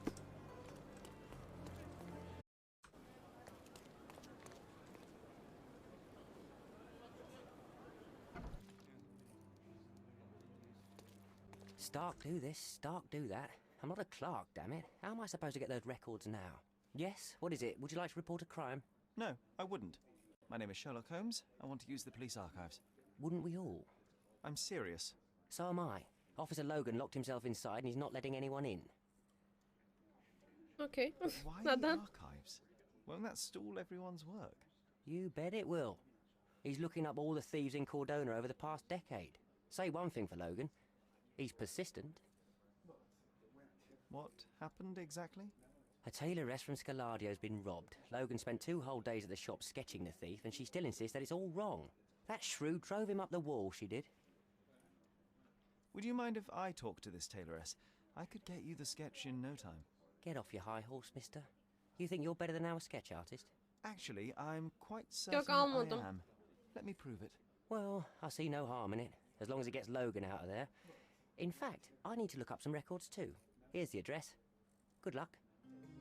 Dead by'de katil oynarken çok fazla lag yaşıyorum. Çok fazla da FPS drop yaşıyorum. O yüzden hem katil oynayamadığım için almayı düşünmüyorum. Survivor için de zaten DLC aldığım olmadı bugüne kadar. Yani bir tek ablayı aldım. Cadı ablayı. Onu da main Survivor'ımı yapabilmek için. Ne dedin abicim sen bana? Ben dikkat etmedim ki. Yeni'nin atölyesine çözen hırsızın çizimini yapması gerekiyor. Çizim sanatçısı suçlunun eşkalini çizememiş ama benim kılık değiştirme yeteneklerime daha etkili olabilir. Okey.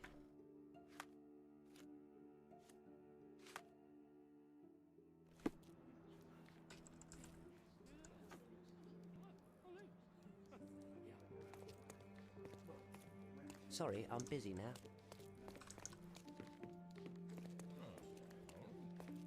Can I ask you a question? Nothing I can tell you, sir, but others might know more.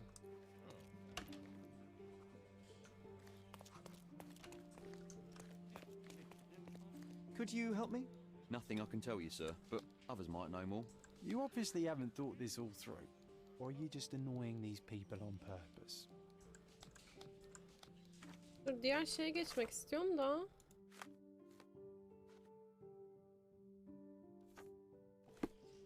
May I ask for your assistance? Nothing I can tell you, sir, but Kanıt others odası might burası know değil more. mi işte?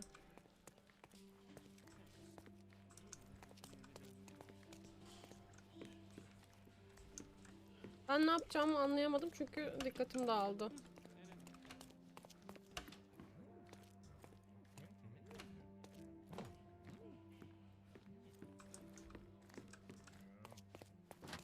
Unworking. She wants a proper sketch. I'll make her a proper bloody sketch. Go away. Kılık değiştirme bilmem ne falan dedi de. Ne yapacağım?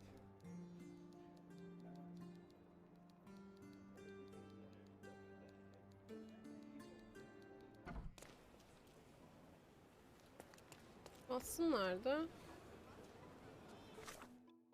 Terzi merzi diyor. Atölye Skadorya'da Şövalyeler Caddesi ve Üçlü Yolun kesişiminde yer alıyor. Şövalyeler Caddesi, Üçlü Yolun kesişimi. Burası yani.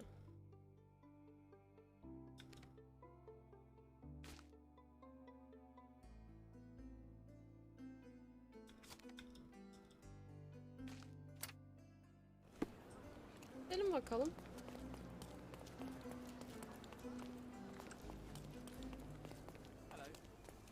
Böyle ya.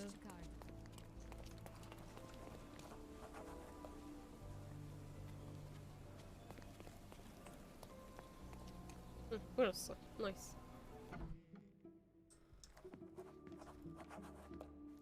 I'm pleased to meet you, ma'am. My name is Sherlock Holmes. I'm here to sketch the thief for the police investigation. Oh, another one. I hope you'll be more patient than the previous sketches, Rus aksanım ve o. I suggest we do it differently. You have a great many clothes here, haven't you? Why, of course, but they're not for sale. I only do tailoring and mending. No matter. I'll attempt to disguise myself as the thief, and you'll tell me if I get it right. As you wish, Senor Holmes. Okay. Can you describe the thief for me? He was all ugly and beat up looking, an utter rascal if ever I'd seen one. He gave me a nasty look from behind his glasses and then made himself scarce. And that's it? Could you be more specific? He was a total villain, I told you. How much more specific do you want me to be? All right, never mind. Where can I find the clothes? They're in my workshop at the back. Be careful, won't you? Öyle anlatarak nasıl bulmamı bekliyorsun ki? Selam Watson. Watson harbiden benim hayali arkadaşım.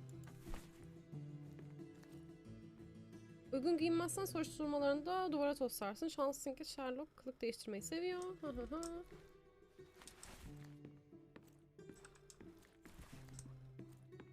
Şapkası falan yoktu diye hatırlıyorum ama. Bakalım etkileşime geçirecek başka bir şey.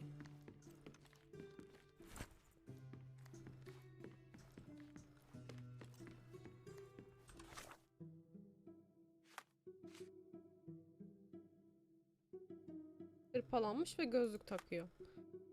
Okey. Suçlu şık.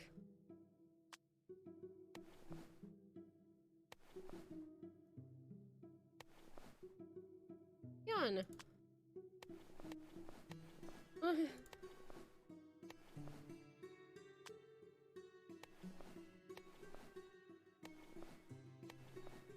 Okey. Kendimi yaşlandırabiliyorum da. Şapkalar da fena değilmiş ha. Aa Cüneyt. Artık bizim de festimiz var. Bakalım oldu mu? No, those clothes are wrong. He was dressed in a very fancy beige suit. Must have stolen it from someone. No doubt about it. All right, I've got it. Üstü bej mi? Yani... Ablacığım öyle söylemedin ki ama sen.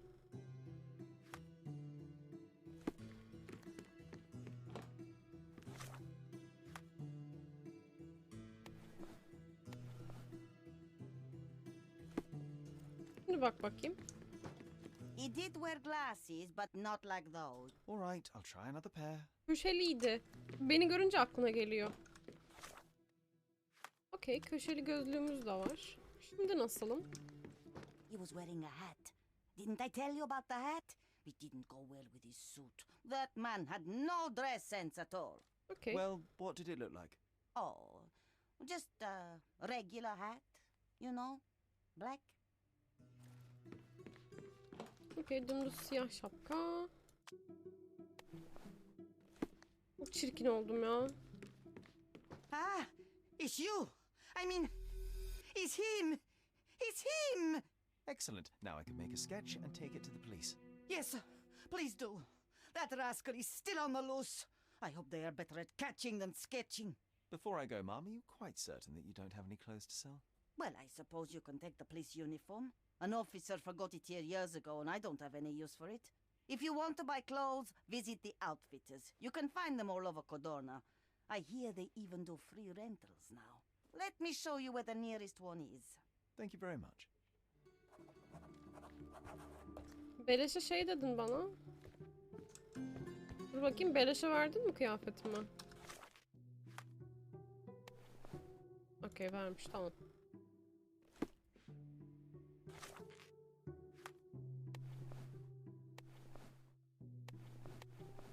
Bu güzelmiş.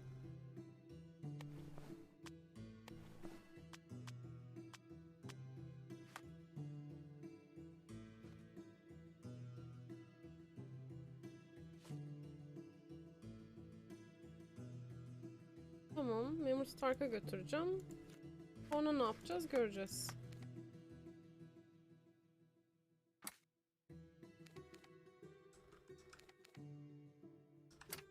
Buraya gidiyoruz. Normal kıyafetimle gideyim bari. Vampir takımımla.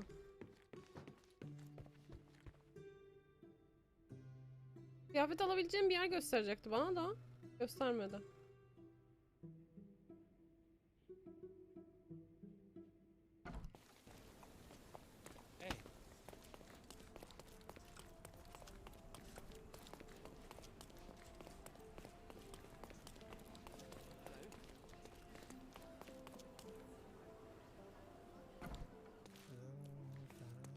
Hello again, officer. I've spoken to the tailoress and made a sketch of the thief. It was child's play. No, really? And she didn't give you any trouble? No, no trouble at all. She was quite tolerable. Huh. Who would have thought? Hey, Logan, we've got the sketch. Come on out. Can I use the archives now? Well, they're generally not accessible to the public, but you really helped us out, so I'll just turn a blind eye. I appreciate it, officer. What did you say your name was? Holmes? Come and see me after you're done. I may have a proposition for you, Mr. Holmes.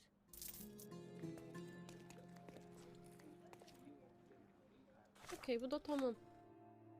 Ama şimdi şeye girebilecek miyiz?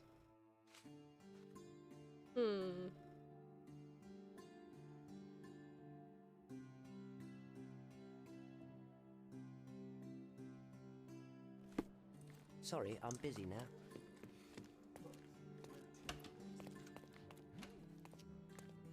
Tamam. Peki sana mı soracağım? Nasıl yapıyoruz? Neydi ya? Şeye benziyor çok yapısı. H.P. Lovecraft'ın esinlenerek yapılmış bir oyun vardı.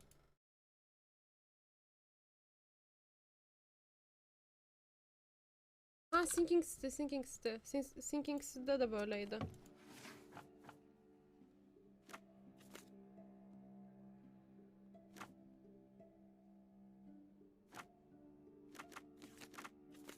yapıyorum bunu?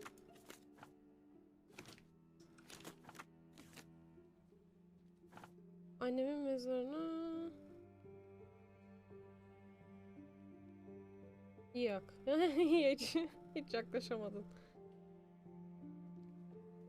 Ayrıca annemin ölümüyle ilgili... Aha.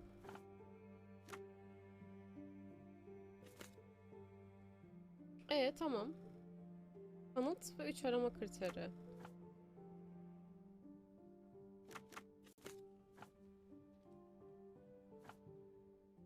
Büyük Saray'ın orada yaşıyorduk. Ara. Arşivlerde sadece boş bir klasör buldum. Üstünde şöyle yazıyor. Violet Holmes davası 9 Nisan 1869. Donwood Malikanesi, Büyük Saray. İçinde hiç belge yok. Görünüşe göre gerçekten bir polis soruşturması varmış ama bütün dava dosyaları kayıp. Başka bir şey olarak da aratabiliyor muyum acaba?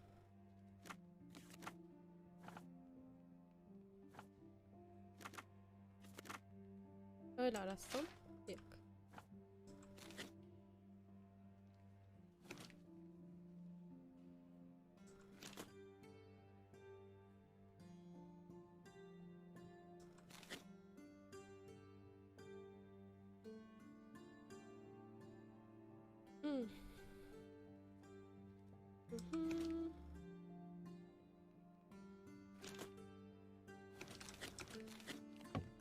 Desem ha.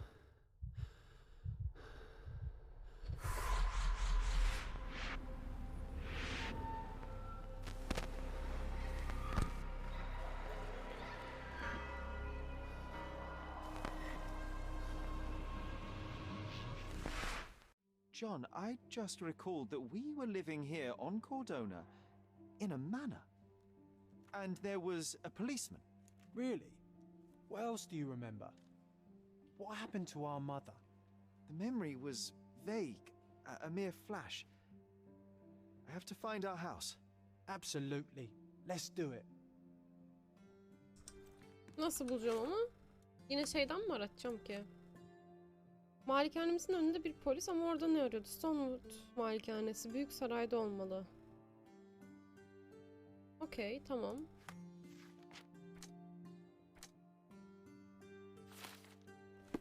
Bayağı giderek bulacağım belli ki.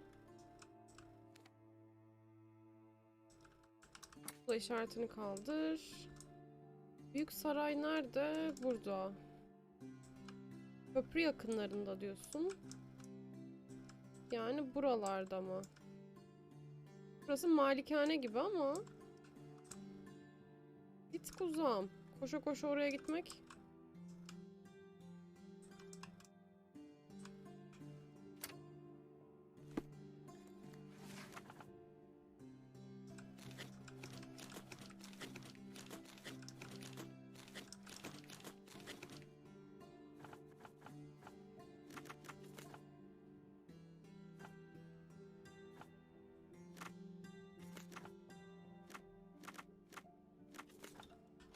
Yani burada daha işim yok. Haritadan bulacağız. I'm done with the archives for now. Can I help you with anything else? As a matter of fact, you can. The thing is, our chief inspector has vanished, as if we weren't undermanned enough as it is. Wait, what do you mean, vanished? Gone missing on a case. Shady business, but that's besides the point. See that board? Pending cases are posted there for any available officers to investigate. I would take them myself, except that I've been told to work the reception desk, like some clerk. Yes, we're that short-handed. I understand your predicament, but what does any of it have to do with me? I may be available, but I'm certainly not an officer. Oh, don't worry about it. Consider yourself a temporary one-man independent police force. That's a bit of a mouthful. There's just one small, minor basic formality. You'll need to complete our physical training course. Easy. Well, I'm not one to balk at a spot of exercise. Dövüşmeyi öğretecek galiba bana oyun içi. Sergeant Ermy will show you the ropes. Follow me. Ben malikanemi bulmak istiyordum ama. So, you're a newcomer. We must be desperate to ask untrained civilians for help. You're lucky to have a well-trained civilian with a brand new auto pistol in his arsenal. An automatic? A bit of a braggart, aren't you? Are you trying to test me already? That is why you're here, boy. I need to verify your skills before I can allow you to catch criminals. The first targets are in the next room. You know what to do with them. I'll join you in a while to see the results. Concentrate, Sherry. You need to hit every target to show the sergeant how we do it. Can almak ağır çekimi başlatır.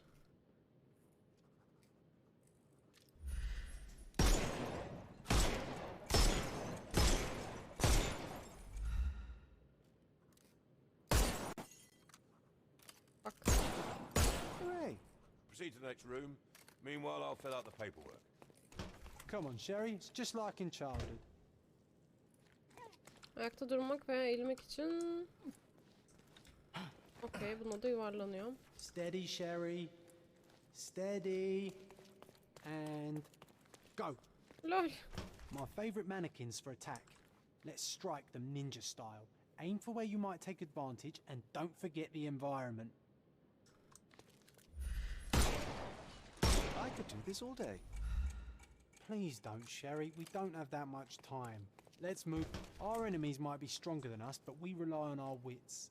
Shoot off their armor. Uh-oh, Sherry. Not a nice shot. You could have killed the fella. He's alive. All right, let's move on, Sherry. Birazcık misledik orada ama. If you stand here and use your snuff box on them, you can definitely overcome them, Sherry. It's all calculated. Fiye kutusunu kullanarak. Aa, dur bakayım.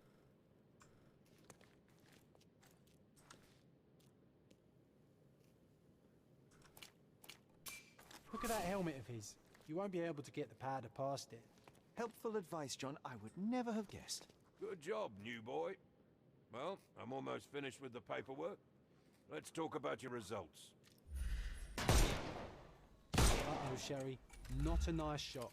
You could have killed the fella if he was... Well, I must say your results aren't as bad as I feared. Perhaps you're not completely Sergeant. hopeless, but true combat is quite different from shooting stationary targets.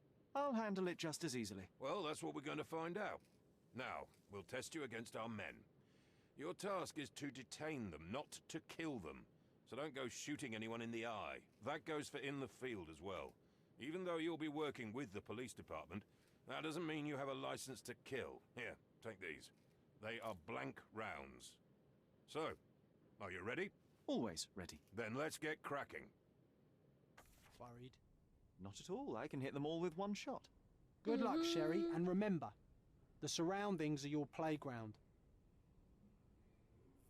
Okay, kimseyi öldürmeyeceğim.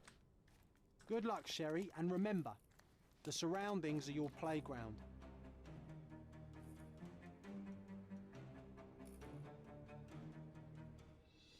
I'm coming.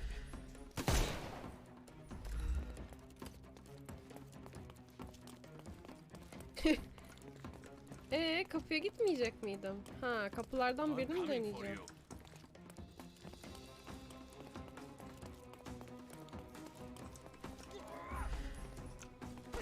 Allah! Niye bıçak atıyorsun? Overcome him, don't rush. I couldn't miss the party. Niye tutuklayamıyorum? I couldn't miss the party. Terribly sorry. Hayda. Coming. Hayda. I couldn't miss the party. I'm coming for you.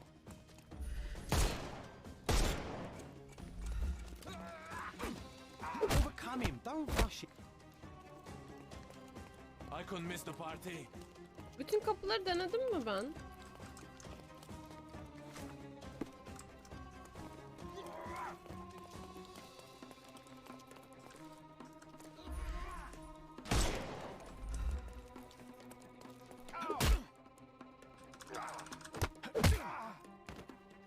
Don't bother moving. Şükür. The snuff's ready.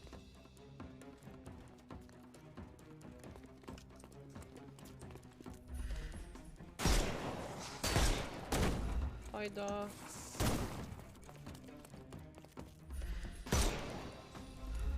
Aa, yemedi.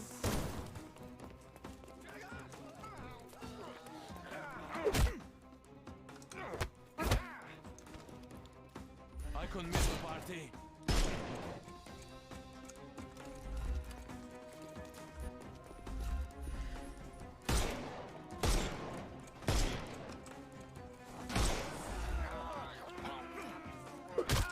Bak, yanlış tuş. Ya her seferinde niye değiştiriyorsunuz tuşu?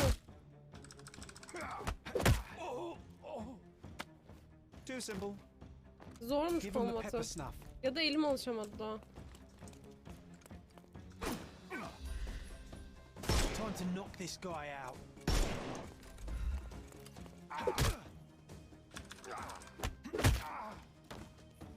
No more crime for you and the snuff's ready. Lütfen That's tekrarlamasın. enough.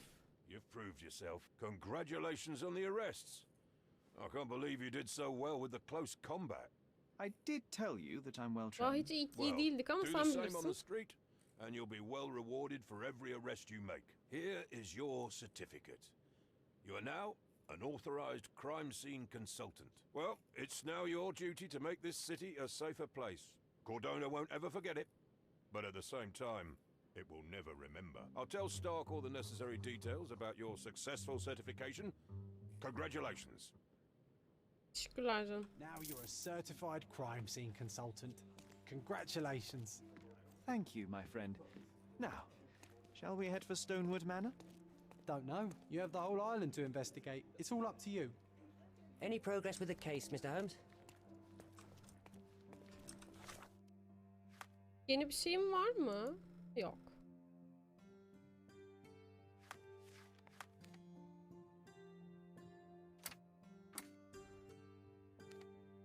Niye soru işaret çıkıyor burada? Haritanızda bir haydut yuvası işaretlendi. Haydut yuvası mı?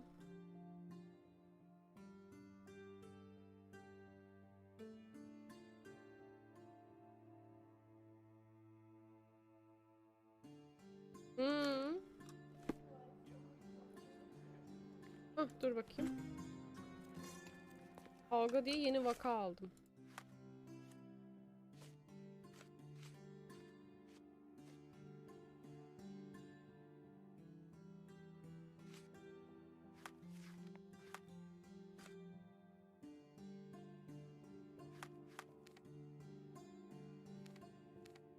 Haydut yuvası burası. Ha, kıyafet tüccarı burada. Peki bu görevle ilgili olan şey nerede gözüküyor? Bir yerde gözükmüyor.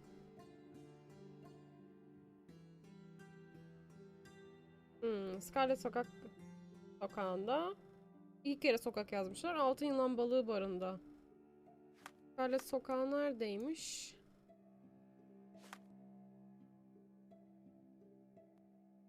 Eskişehir. Eskişehir. Burası. Scarlet sokak. Buralarda bir yerlerde. Okey, oraya gideriz gitmesine de ben önce malikane olayını merak ediyorum. Şuraya gideceğim.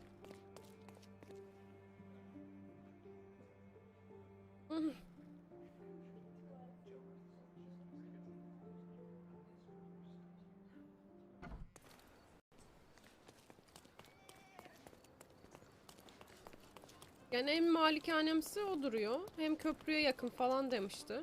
Biraz koşacağız ama yapacak bir şey yok.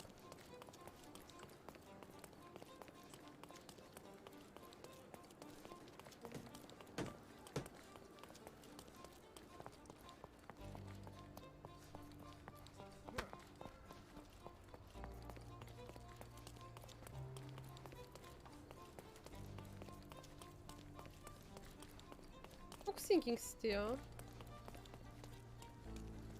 Şu meydanın aynısının biraz ortamı karalt vesaire aynısı.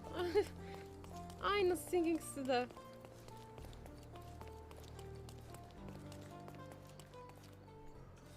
Aha, şu malikane olabilir mi acaba?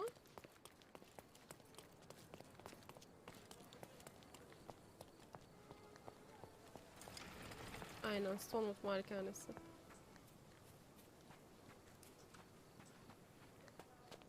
Hey Sherry, there's post here. And it's... Sherlock, umarım bu mektubu sana ulaşmaz. Çünkü ulaştıysa saçma hayallerine bağlandığın anlamına gelir. Geçmiş geçmişte kaldı. Bir insanın adımlarını takip etmek için daha fazla zaman ve enerji harcamak en iyi ihtimalle çocuksu bir tutku.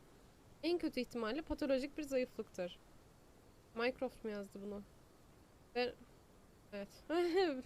Verem kötü bir son ve tüm itirazlarına rağmen buna tanık olmaman senin için daha iyi oldu. Şimdiye annemizin mezarını ziyaret ettiğini varsayıyorum. Bunun fevri dürtülerini tatmin ettiğini ve bir an önce Londra'ya geri döneceğini düşünüyorum. Eskiden olanları sırtını dönme, olacakları şekillendirmeye yardım etme zamanın geldi. Ulusumuzun sana ihtiyacı var. Görüşürüz Fate. Ayrıca yok. Mavi görünce. Sen burada mıydın ayol? Ben seni uyudum sanmıştım zaten. That's the Mycroft I know. Predictable.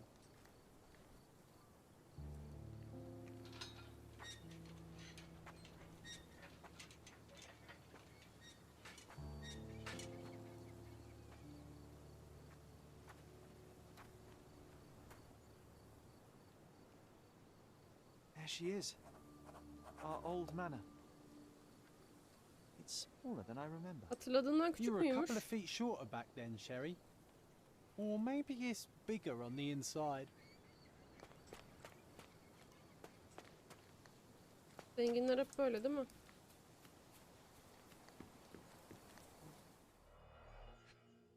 Ne ya? Hey, that's Wooden Joe. He was always the best at playing criminals. I did not expect these to still be here. It was enjoyable to practice using real handcuffs to make an arrest. Görüşürüz Cüneyt, görüşürüz. Macanlı. And this must be the reason our suspect was apprehended. Wood and glass, very precious. An irreplaceable tool for catching a thief.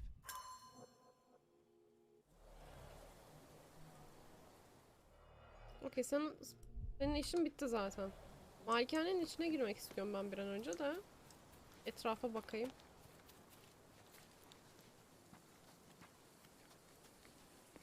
Why does this barn give me such an unpleasant feeling? Oh, I know. It's because Mycroft used an axe to shoo you out of here. It scarred you for life, but I enjoyed it. İçeri giremiyorum herhalde. Okey.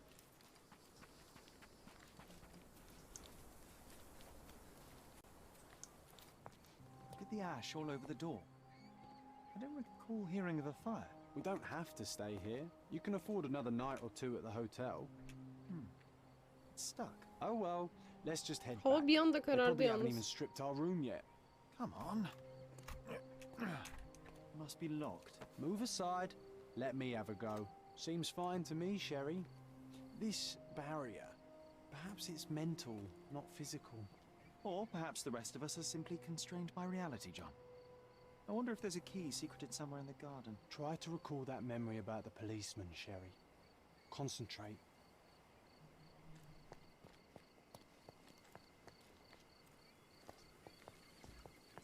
Bahçede bir yere anahtar saklayacak olsak çok fazla yer var ki. Havada oturuyorsun ama. A manor all to ourselves. Can you believe it, Sherry? Sen bilirsin I Watson. have so many ideas.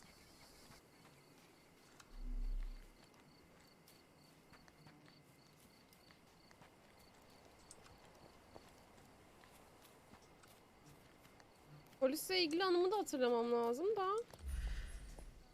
Onun için önce seçenek çıkması lazım.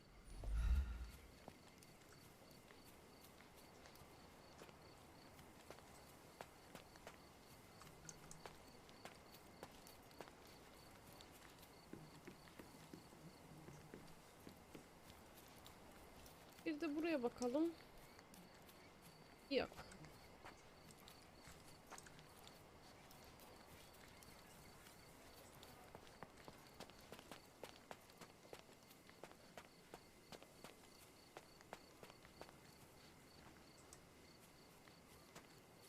Polisle ilgili anım.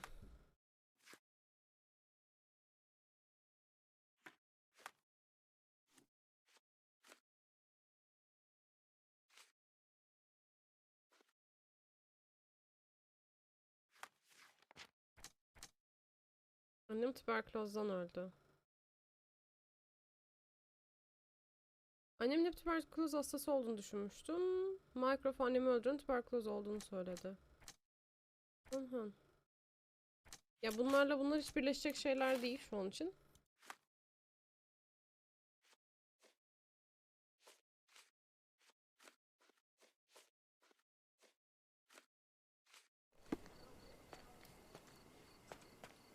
Polisi gördüğüm ana. Tam kapının orada görmüş gibiydik diye hatırlıyorum ama.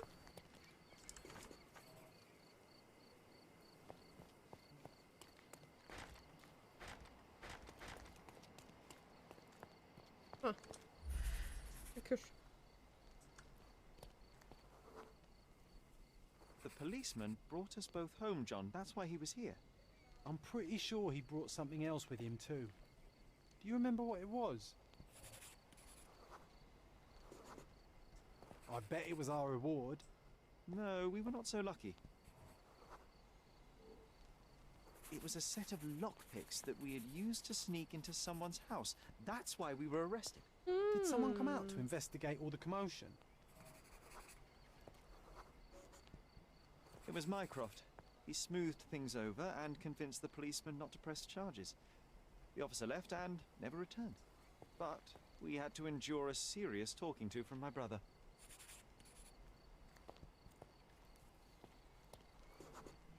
Kesin bir yere gömdük onu Mycroft sonra. wasn't happy about the fact that we were arrested. It felt like he lectured us for hours. Did we give him something afterwards, Sherry?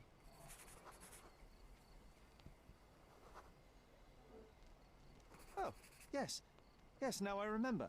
It was a letter. That's why we snuck into the house. Mycroft asked us to. He wasn't angry we stole, but that we got caught. Oh, that's right. It must have been only a couple of months after we moved to Cordona. Ugh, the good old days. Whoa. How very odd. It appears that memory stood between me and the manor. It's as if my mind palace had seeped into the real world. This deserves further investigation. Perhaps there's more to discover inside. As long as there is a comfortable place to put my feet up, I'll be happy. Maybe a chaise longue. Aha! In we go.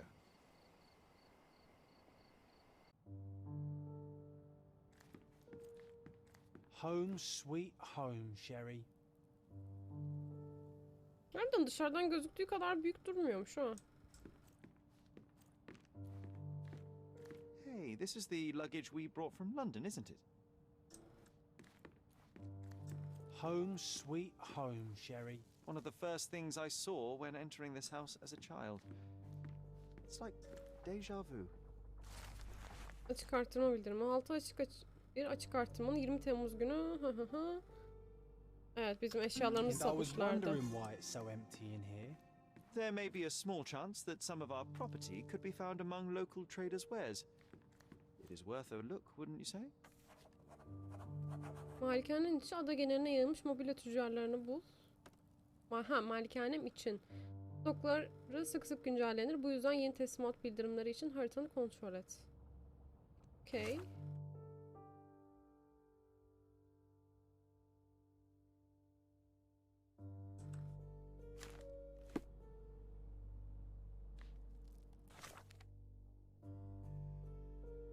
Sen nesin? Tüccar, kıyafet tüccarısın. Diğer tüccarlarda gözükecek mi peki böyle acaba? Yes, gözükecekmiş.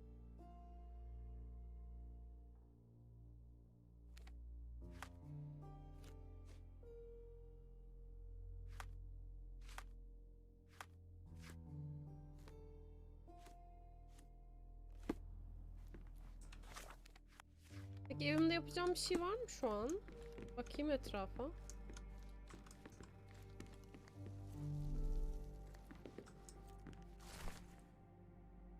Sonut Malikanesinde trajedi. Saygır Morland Holmes'un dul eşi Violet Holmes dün 9 Nisan 1869'da evinde beklenmedik bir şekilde öldü. Ardından 20 ve 10 yaşlarında iki erkek çocuğu bıraktı. Fakat Stonewood Malikanesinde kalıp kalmayacakları belli değil. Bayan Holmes malikaneyi bir yıl önce satın almıştı. Bayan Holmes verem yüzünden tükenmiş, zayıf bünyesine rağmen hızlıca Cordona'nın elit insanları arasına girmişti. Yetenekli bir kadının derin sezgilerine ek olarak üstün kabiliyetleri arasında bir erkek kadar güçlü olması, bir azizin dürüstlüğü ve bir heccavın zekası vardı. Antika eşyalarda uzman olan Bayan Holmes, orijinallik denetleme yetkilisi oldu. Ama daha fazla detay vermedi. Ölüm sebebi bilinmiyor. Something did happen that day, but no one can tell us the details. How can that be? Agreed. It's rather suspicious. Bu odalara giremiyoruz.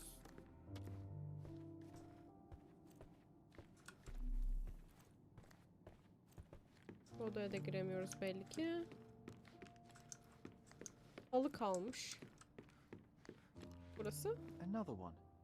There must be something important behind it. I can feel it. Another one. Ama burayı açamıyorum şimdi. Üste bakalım. Behind it. I can feel it. İlerledikçe açılacak bunlar hep. Another one. There must be something important behind it. I can feel it. Ay ödümü kopardın ya. Işınlanıyorsun her yere.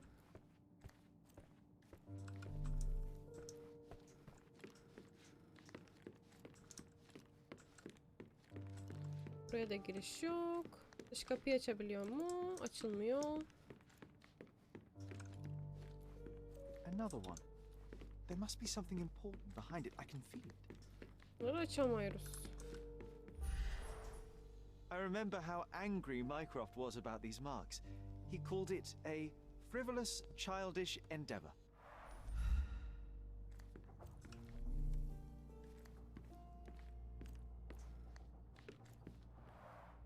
Mycroft's umbrella, the only outgoing thing in his wardrobe.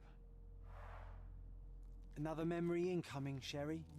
Strange. I struggle to recall anything about the day we moved in. The only detail I'm sure of is that it was raining early that morning. Onu hatırlayacak mısın ona göre?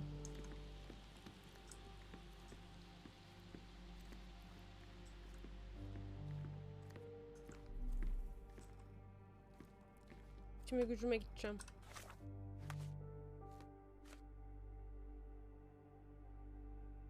Sabahın ilk saatlerinde gelmiştik. Yağmur yağıyordu. Yani...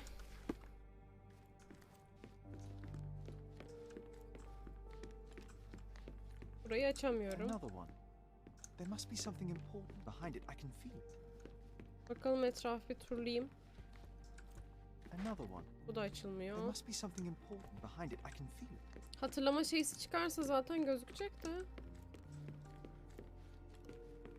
Ama ilk gelişimiz konusunda şu aşağısı olması lazım da. Yani bir şey çıkacaksa orada çıkması lazım. Bilmiyorum. I heard footsteps upstairs a second ago. Wait, do we have an attic here?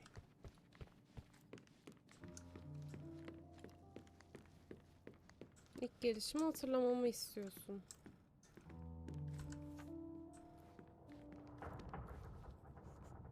Hah.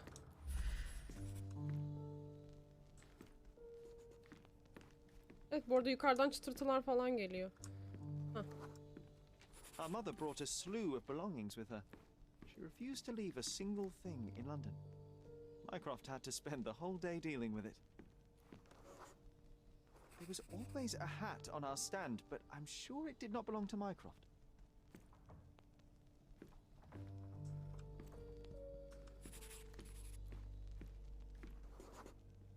This trip was a challenge for our mother. I tried to help her. Do you feel it? Is it the air shimmering, or is it my imagination?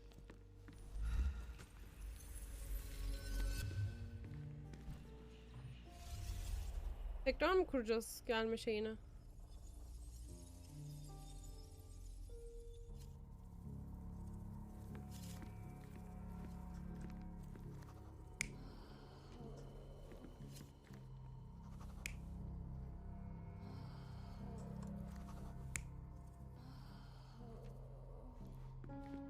Babanız da yanınızda mıydı ki? Buraya Mycroft'u koysak.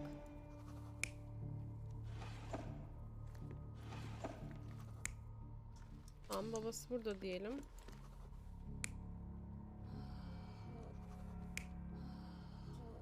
Bakalım doğru mu? Your neighbors will be told that Mrs. Holmes is suffering from tuberculosis. It is common to move closer to the sea in such cases. Thank you, Dr. Richter. No, Sherlock, step away from her. Upstairs, go to your room. Lean on me, Mother. Take your time. Actually, I never heard her coughing. I remember now.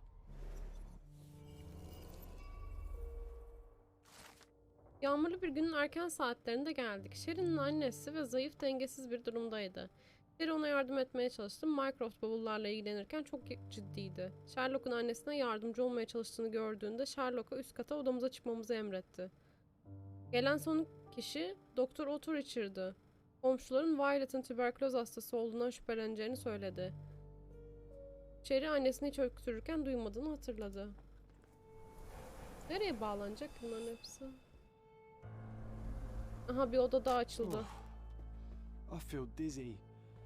It's stuffy in here, isn't it? John, are you all right? I'll be okay in a minute. How about we find our room in the meantime?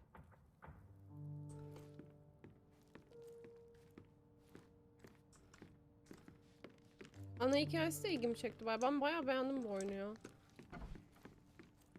Look at this. It's like traveling 10 years into the past with a single step. Oddly satisfying. Need to repeat this one day, but with bullets.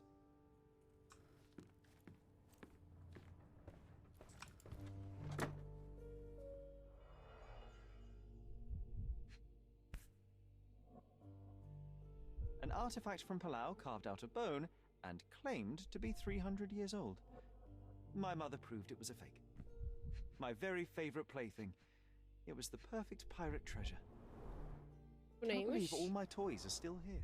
Hey, they were not just yours, they were half mine too. The first chemical laboratory I ever made. I almost miss its elegant simplicity. Look at this, John. Remember how desperately I wanted to learn the violin? I never had a proper opportunity. Such a shame. I always hated the rule about being silent in this place.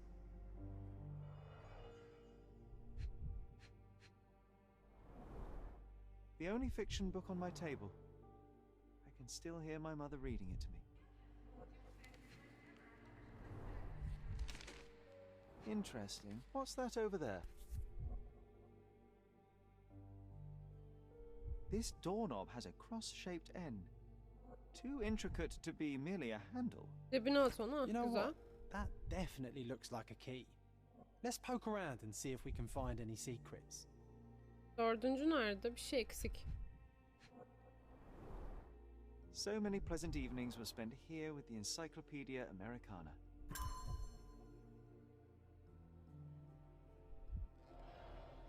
Okay.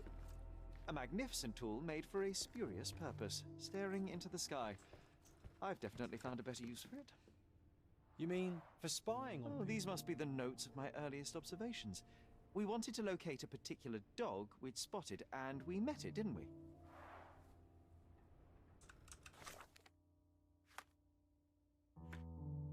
Bunlar silinsin.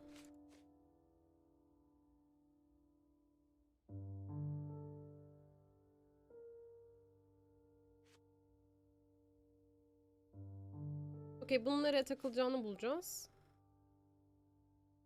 Aa, saklı hazine varmış odada. Oh, it reminds me of our neighbour. He had the same balloon in his yard, only bigger. Do you remember? Yes. We visited him several times while living here. Coal dust from Miner's End, sandy dirt from the old city. We scoured the island top to bottom for these soil samples.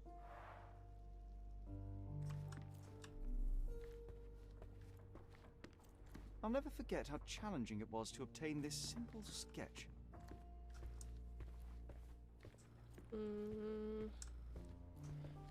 Gizli hazineye mi odaklansam yoksa etrafta mı dolansam? Elimdekini bir yere uydurabileceğimi pek sanmıyorum ama şu an için.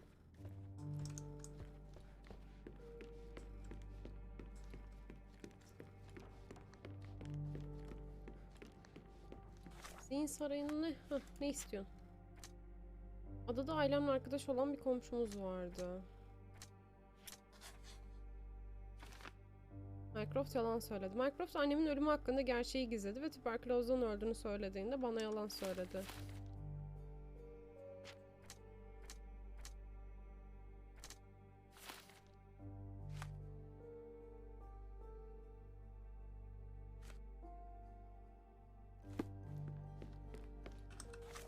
Ne var başka zihin sarayında? Tamam, bunu bulduk. Başka birleşecek parça da mı var? Hah. Aile dostu. Annemin ölümü hakkında kayıt olmasa da Cordona'da bir aile dostumuz vardı. O bir şeyler biliyor olabilir.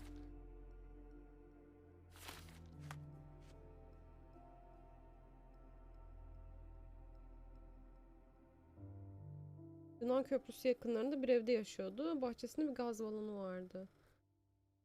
Okay, Yunan Köprüsü. Ha, Yunan Köprüsü müsün? Evet. Burası büyük ihtimal. Wasn't that neighbour missing a finger? That does sound vaguely familiar. Wasn't his name, Theodore? Theodore Gilden, perhaps? It's the perfect time to investigate.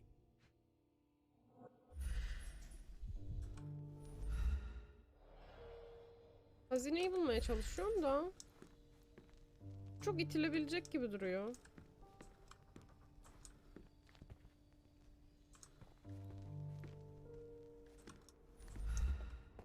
Sanki bunun arkasında bir şey varmış gibi.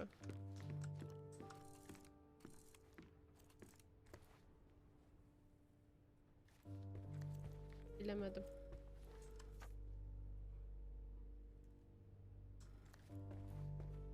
Burada salacağım.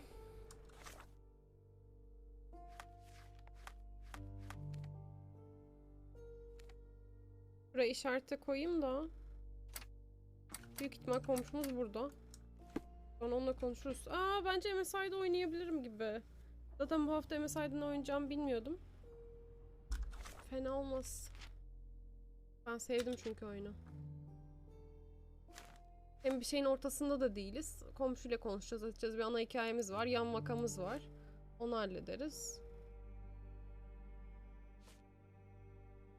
Yerel tüccarlarla da bir görüşürüz ederiz bilmem ne. Bir yere gidecektik. Aynen.